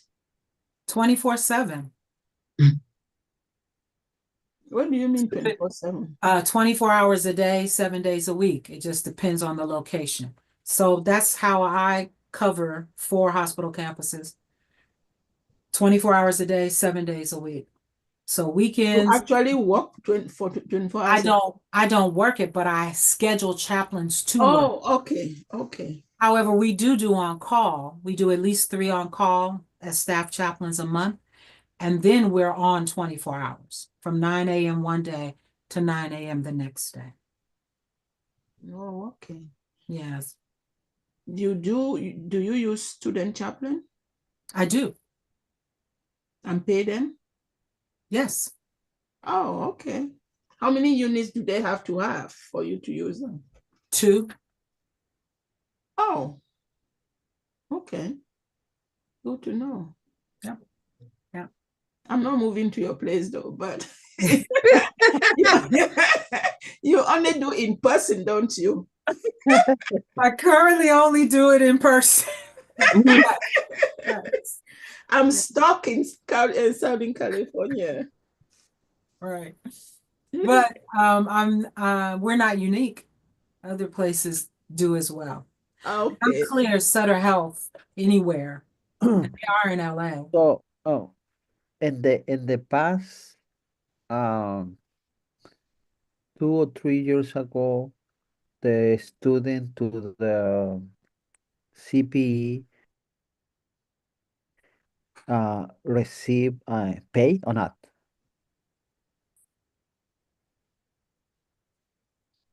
Yes. Some CPE students receive pay. Okay. They are CPE students who are doing a residency and they're paid. Okay. Yeah, I know. UCLA had told me they will pay, but then you have to. It's literally you stay. Is residency means you do nothing else. That's right. And you're Okay. likely to be, instead of on call 3 times a month, you're likely to be on call 1 to 2 times a week. Mm. Oh, wow. And they'll Yeah, be I couldn't do overnight. that. They'll be overnight and likely you'll sleep on the premises. Yeah, that is too intense. Yeah. That money costs your life. Right. It is intense. Yeah. What is the difference to the AC CPE or CPE only CPE or ACPE? ACPE, Association of Clinical Pastoral Educators, is the umbrella organization, the big organization that authorizes accredited CPE groups. So Oh, this okay. is a CPE group, Clinical Pastoral Education Group. That's the entity that makes sure we get the hours right. We have all of the information that everybody needs. We are an approved site. We go through site reviews. They come out, they examine our policies, procedures, all that kind of stuff to make sure we are able to have accredited CPE groups. Okay. So if if this unit is a CPE or only CPE? Good. Very good. You employers do look for that, by the way. This is an ACPE approved CPE group. Oh, okay. Not all CPE groups are ACPE authorized or accredited. And employers do look for that. Some say you can't go to the Spiritual Care Association of America. You have to have ACPE accredited CPE courses. And it's kind of like when I only know theological schools. There are some theological schools are accredited by Theological Association and others are not. Oh, okay. So it has to be accredited by ACPE. You are part of it, right? Yes. Mhm. Yes. There are other associations though where it's not, and you don't want to do that. Is that the one you are doing right now, the educator one? I'm doing the training to become a certified educator, And that is part of ACPE? and that's part of ACPE. Mhm. So I was reading something online that not all places require training, doing the units and stuff. I mean, how would you know what to do if you're not trained? That's why you don't want to go to just any place. Okay, because the people were complaining that they had gotten certified, and then these people are coming in, they're not certified. So Yeah, and they don't and they know don't, what they're doing. yeah, Yeah, and they don't care about the people. They don't have the compassion for the people who are not. Okay, gotcha. right. I So thought that was like, yeah. ACPE is the gold standard for clinical pastoral education. You are in the Ivory League of CPE training. And you notice all of the things you have to do.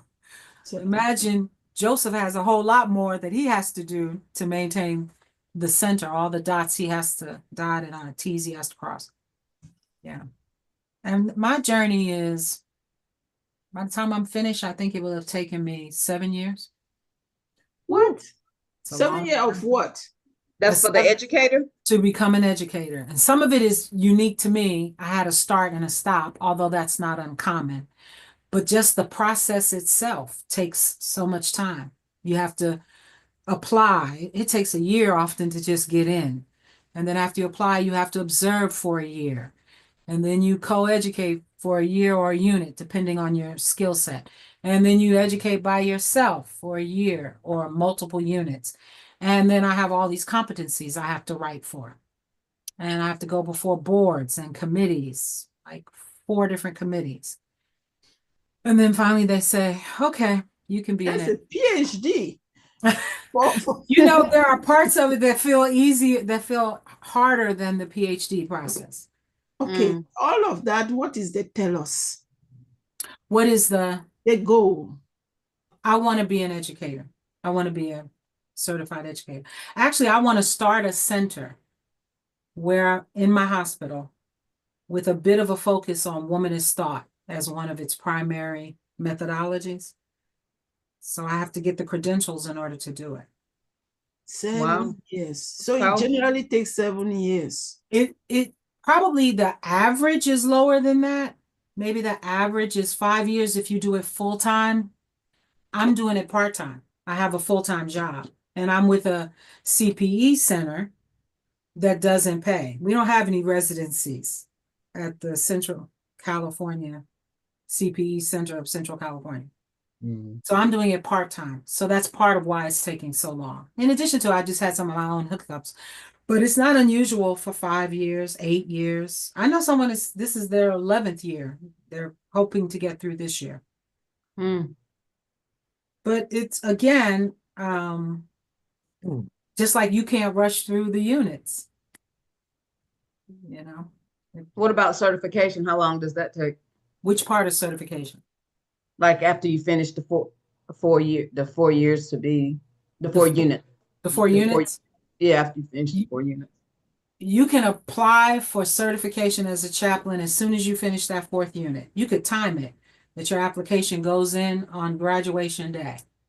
Oh, okay, gotcha. You just won't have the clinical hours because you need 2,000 clinical hours Right, after your fourth unit. right, But what you get is the associate certification. And then after you okay. do clinical hours, you'll get full. But you have to go to the hospital to get those hours, right? No, you don't. You just have No, to have a clinical placement. It doesn't have to be the hospital. so I can still use my setting. You can still use your setting. Mm. Just has I to be really, documented, and you have to have the clinical hours document. You can't just say, okay, no, you still have to have someone yeah, who's yeah. hours. Yeah. I just like to be at a hospice or a hospital or I something think to, I you think know, you would enjoy it. And yeah. and I think you would be hired. Oh, well, I do think you could be hired, but I also think you can find uh, a local place that would allow you to do clinical hours, especially if you're not going to be paid. But even if they were going to pay you, Yeah. after those 2 units, I think it's safe, and would have a recommendation. They know you have a educator, you have a site supervisor, the whole 9 yards. It is so doable. Okay. But with it comes a structure to your time. That's right. Yeah. They're going to want to see you those, let's say, 20 hours a week, Right. as opposed to the flexibility you currently have now that you need as a pastor. You never know when you're going to have a funeral. Right. Right. I understand that now. Hmm. And I'm on all these different committees and stuff and mentoring and all that stuff. So Mhm. can't, But, yeah. So but one, if not a whole unit, you just some time, you could split some of your time. That's why we could, really plan that fourth unit where you get some exposure. okay. That sounds good. Yeah. 5 years. So that 5 years, when you are done, do you receive a lot of money? I, 5 years. I Only receive, 5. I receive a lot of personal satisfaction. Well, here's the piece. I'm doing it. I'm I'm doing it while I'm going through the process. So I'm facilitating this group solo. And before that, I was a co-educator. So it isn't 5 years before you begin doing the work, but until I'm certified. In terms of money, um, my salary will probably, once I become a director, it'll probably double. Mhm. And it's paid by who? The state or you? Or The institution. So I have to persuade the hospital that they need to make that investment in creating a center. And I also look for donors, who want to contribute to spiritual care. And ACPE has some grants that they give for people who are starting centers. Because as you know, there seems like there's not enough centers, especially centers that pay. Mhm. Right. And so, Yeah. yeah, I so did. there's a financial incentive, but the biggest piece is this is what I want to do. I really, Praise I God for you. love it. I just feel if I do that, I'll be too old by the time I finish. And Alice, I feel that way now. right? I feel that way now. And I have an educator who said to me one time, I was lamenting, I'm going to be so old. Who's going to want to invest in me after all these years? By the time I get through, yada, yada, yada. And he said, if you only get to be an educator for one day after you are certified, whoever is in that group on that one day because you die the next day, will be blessed by what you have done. And it's good enough. And I thought, well, I'll try to hold on to that until I have my next bout of I'm too old. But it was actually made sense. And then as I got in the process, I realized I'm making a difference now while I'm training. Just like you're making a difference now while you're training to be a chaplain.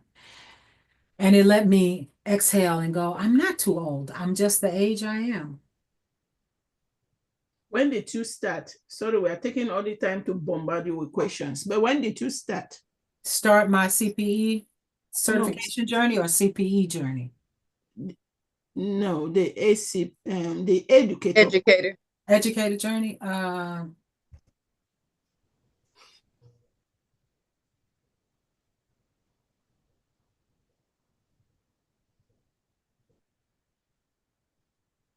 I have to look it up. I don't remember. But when are you eligible to start? I've already started. No, but when is You're eligible to start when you can complete an application and a center says, we'd like to take you on as a certified educated candidate. So you're eligible. What do centers look for? Someone who's potentially board certified. You don't have to be, but it can be helpful if you're board certified. And you have at least 5 years of experience as a chaplain. That's what centers tend to look for. Because if you're board certified, you have all the other stuff. You have your master's, you have the CPE, all of that. So at least 5 years of experience tends to be the norm. I have seen some places that will take you with 3 years of experience. Mm. That's funny. I can't remember when I started. I started in one program and I worked in that program for a year or maybe 2. And then I was put out of that program because they felt like I wasn't progressing fast enough. And then I got into this program.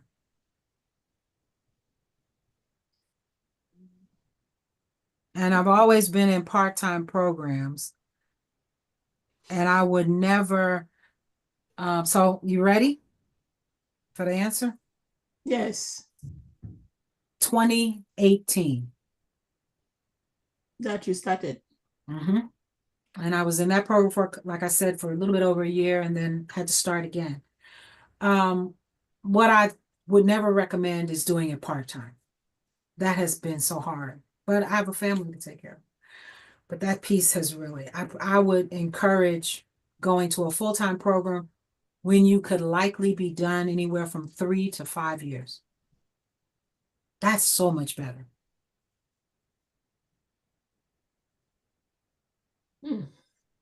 Yeah. And again, like I said, I was in a program and I got put out, so I have a little bit of delay because of that. Yes. Is that program paid? This is not what IPG is supposed to be. I know, but one more question. Is that program, is it paid? Is it paid? I mean, are you paid to be in that program? No. All of us are volunteers. Juan, myself, we're volunteers. Joseph is paid a little bit as a director, but not much. Yeah, he said he wasn't paid very much. So, okay. Just wondered. And so Juan is part-time too. And Juan is the other educator. He's also part-time. Is he ahead of you? And Naguib, who just graduated, that none of you had exposure to as an educator, but he did a didactic on Muslim and Jewish patients. He was on the program, and he just recently got a job after he graduated. Juan is ahead. He's ahead of me. Yeah. So sorry, we take this session has been you on the questioning board. No, but it's helpful though. That information is helpful, you know. But Right. it's long. It's too long a program.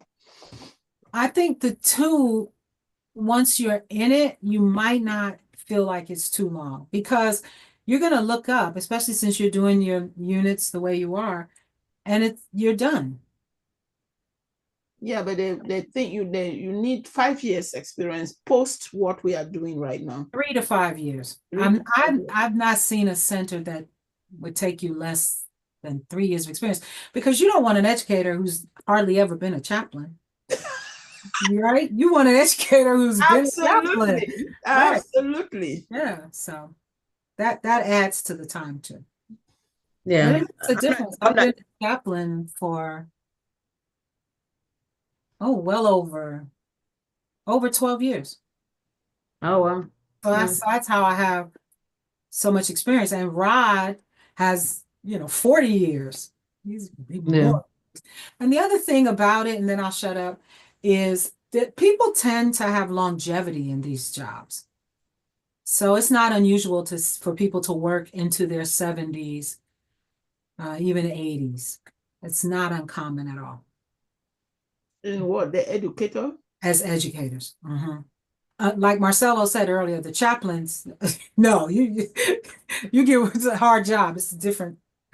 But educators is not unusual into their 70s and 80s. And I have chaplains on my team who are in their 60s and one approaching 70 and has no intention of retiring. And I'm fully supportive of them not retiring until they're, you know, so they're ready.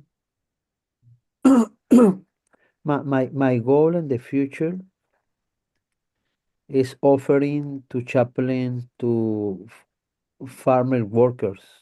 I think that would be so powerful. So, but I need read and visit the companies in Central Valley. This is a um, big companies to pay for the farmers workers, Mhm. but the workers need attention. No during the job in the mornings, but afternoons. I think need support to pastoral care and spiritual support. But I need a team. I need a team to Yes, to make that happen. interfaith team because it's a lot of is Catholic or different faiths community. So, but this is my goal in the future. I think that's a wonderful goal. Mhm. There are some CPE programs that are in Spanish only. No, Yeah, no, I don't want I you to think though, but yeah. no, but I try to the study in the Methodist Church in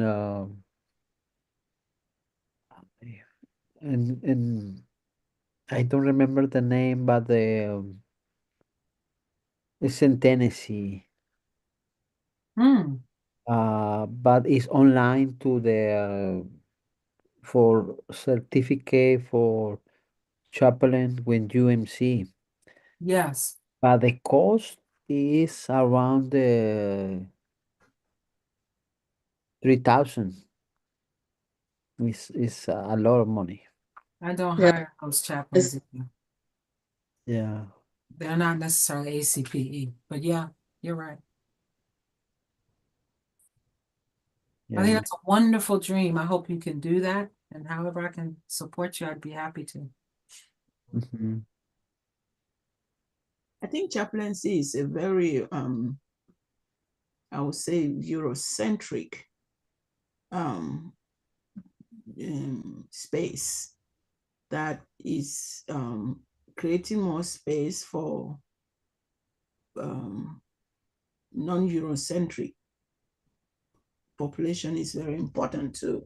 You know, I thought that one of my colleagues, she's part of a board. She has not done chaplaincy, but the first thing when I told her I'm doing chaplaincy, oh, you become an educator. I said, why would I want to be an educator? But he says, yeah, you love teaching. That is one thing that could be good. I thought at some point, okay, I might one day consider that. But hearing you, it is like another PhD, which my brain is not willing to do that. But Alice, you don't know what you're gonna feel like 5 years from now. You may That's feel true. you may feel calling to it. and it Mhm. won't matter. I'll be too old then. I Right? mean, It's I don't like know age. what is too old? What is the cutoff? What's the too old? I need to know. What's the too old mark? I may be over it. Lisa, what's the too old mark? You up there laughing? What's the too old mark? I thought I was too old right now, so but Joseph said no, go ahead and join. That's So I right. What do you mean? What's the age that's too old? I was, you see, right now, currently I'm 55. Oh my goodness. So by the time all of that is happening, I'll be 60 to begin with. Beautiful. And then what do you mean beautiful? By the time you graduate, you are now old, nearly the exit door is approaching. I know a medical doctor who became a certified educator and started the journey at No, I'm actually 56. started the journey at 60. A medical doctor who wanted to become a certified educator. And started at 60 Started it at 60. and ended when? As finished. They did it full time, but they finished. And they're now a certified educator and still working.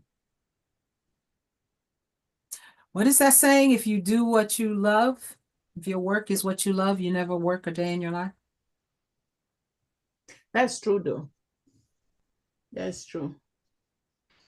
You are absolutely right. Let's see what the future holds. That's For right. now, we walk the journey of the units. There you go, the journey of the units. And the truth is, this process, as more and more people get through it, as they get through it and they get leadership positions, they start making it shorter.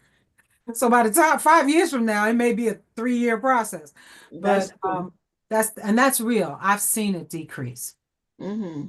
Yeah. So yeah, give yourself 55. I thought you were gonna say I'm 82 or something. No, I'm actually 56. I just said no. Oh, This is 56. 2025. We are in 2025. Yeah. So Whoa. I'm getting there. Up.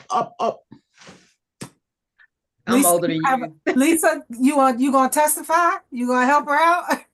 I'll be 62 next Wednesday. So You come look on. fantastic. Next Wednesday is your birthday. Blessings in advance. Thank you. Thank you. I appreciate it. Yeah. No, I'm glad that if you come in the spring, I just like being with you in class because at least we can laugh. I don't like seriousness. So serious to learn, but laughing for me is very therapeutic, you know. Yeah, We're able to me too. I do want to give a plug for how much I enjoyed the in-person visits that I got to have with Marcella and Lisa, and I'm looking forward to having it with you, Alice. Yes, actually, absolutely. It really is an important part of it, and we do laugh a lot during that time. Oh, good. Yeah. Yeah, we had a good time. I really enjoyed it. I kept thinking I want to give her a gift, but that's like, what is it? You're not supposed to do that. Think that? Yeah, really. But then I was like, are we supposed to do that? Is that like an integrity issue or? Let me stop the recording. It's not too late. No. I told you, Marcelo made my whole family happy. That's what I said. When you said that, I was like, I I should have was went like, with my instincts. see, you should have gone with your instincts, but you gave me a gift. Mm. Yes, you did. You gave me a bottle of water.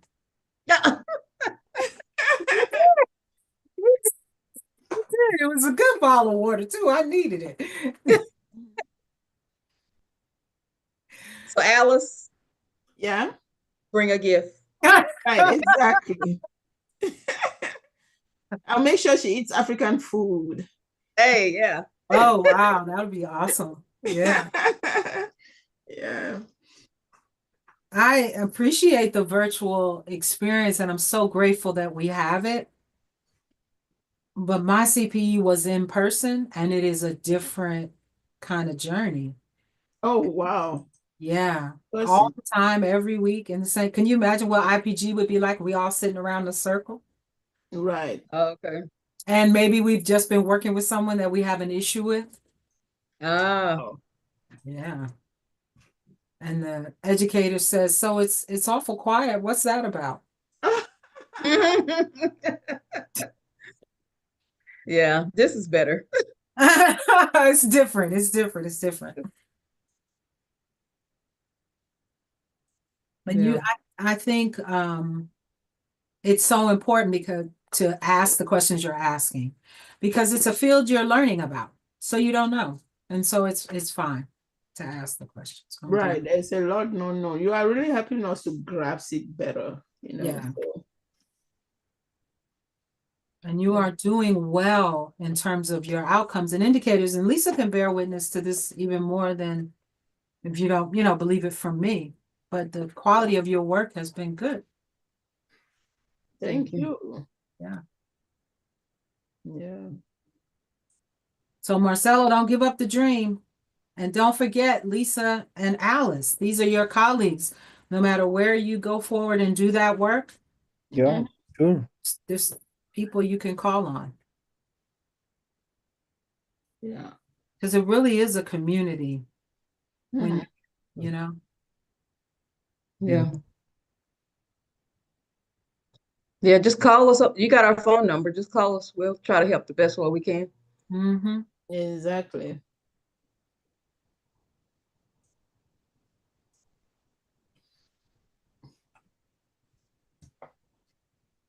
So I want to ask you a question, Marcelo. You said my name is Zaga. Zaga. Yes, my last name. What what were you pointing out to us by pointing out your last name? Repeat.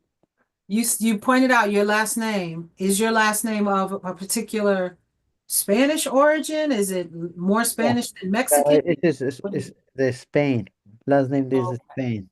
okay. But but in Mexico is very usual two last name. The first last name is Escarzaga. The second last name is the my mom, Torres. So, Ah, but every and very official um driver license and everything is two last names, two last names, father and mother. father Mhm. and mother. And then this is a very personal. You said there's a generation that looks at your skin color and says, "Why am I this color?" And then the mother says, "Your father abused me." Yeah, because Was that your experience you were sharing? not my parents, but with the mother, the my grandfather. The mother of your grandfather. Okay, Okay. the most um the Mexican expression okay, wait. The Mexican expression for mixed race. Mhm. No,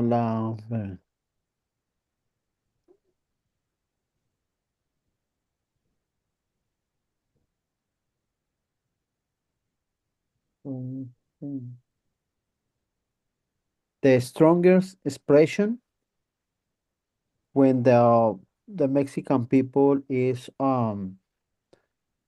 the say to bad um spoken bad to the mother, spoken to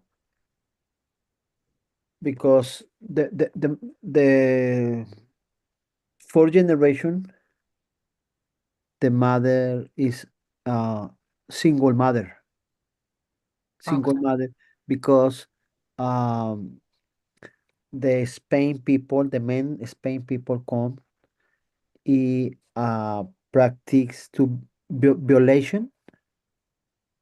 Sí, violación. Violación. Rape, Oh, so, rape, okay, so rape. the Okay, the Spain come, it, Spanish it conquerors. yeah, it Okay, take to the Mexican women and rape, and rape. So this mother is alone with the child. The child growing. The child said to the color is different to the your mom. got it. And sometimes to the child asks, "Is my dad?"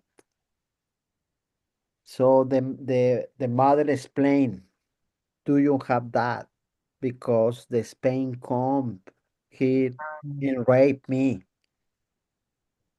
So in the um for example, the Spain Catholic Spain show us to the mother. Mhm. You know the Virgen de Guadalupe Yes, is the Catholic. yes. The test is okay. Let me see.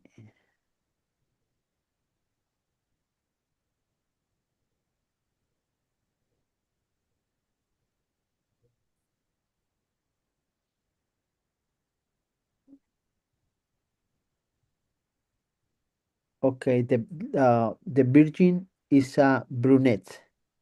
The Mhm. color, you know.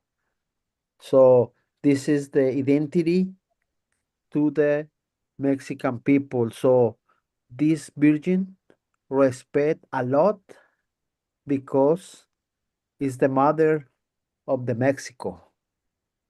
But this is the religion creation. That's This right. is not true. It's not true. Yeah. No? So the new generation to the name is the criollo, criollo, because the father is Spain and the mother is Mexican or native. Yeah. Nativa. And so that was the case for your grandparents. Hmm. Yeah. Wow. So the relationship with the Mexico with Spain is not good. I don't like to Mexicans say I come for Spain, my parents or no. It's not good. Because Wow. remember uh that these people come here for rope. Yeah. Wow. Okay. Thank you. Thank you. But Mm.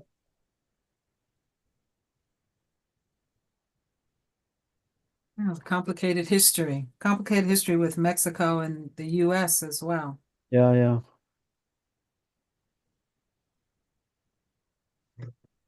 I think among labor movements, Mm, there would be support for your vision of chaplains for farm workers.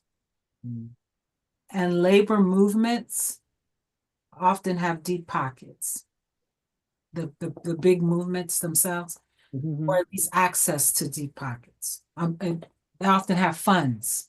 Okay, okay. That might be a good connection for you with a labor movement. Yeah, please. Thank you. Well, I have the team, Lisa and Alice. Yes, you do. Yes, indeed.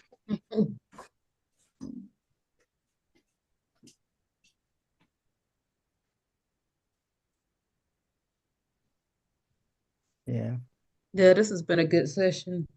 All of them are good, but this has been really good, helpful. Mhm. Appreciate you saying that. All of them are good.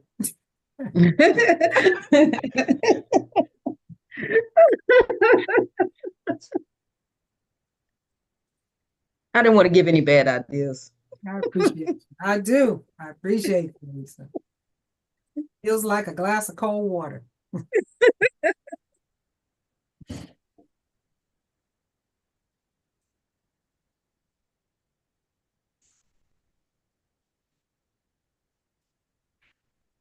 I'm going to ask you in our next IPG, which is not for a couple of sessions, to share some of your spiritual care practices that you've been doing during our self-care, to just share what they are so we can benefit from each other's experiences. So if you've been keeping the list, you can just read off the list, or you can just share whatever you're led to share. I just want to make you aware.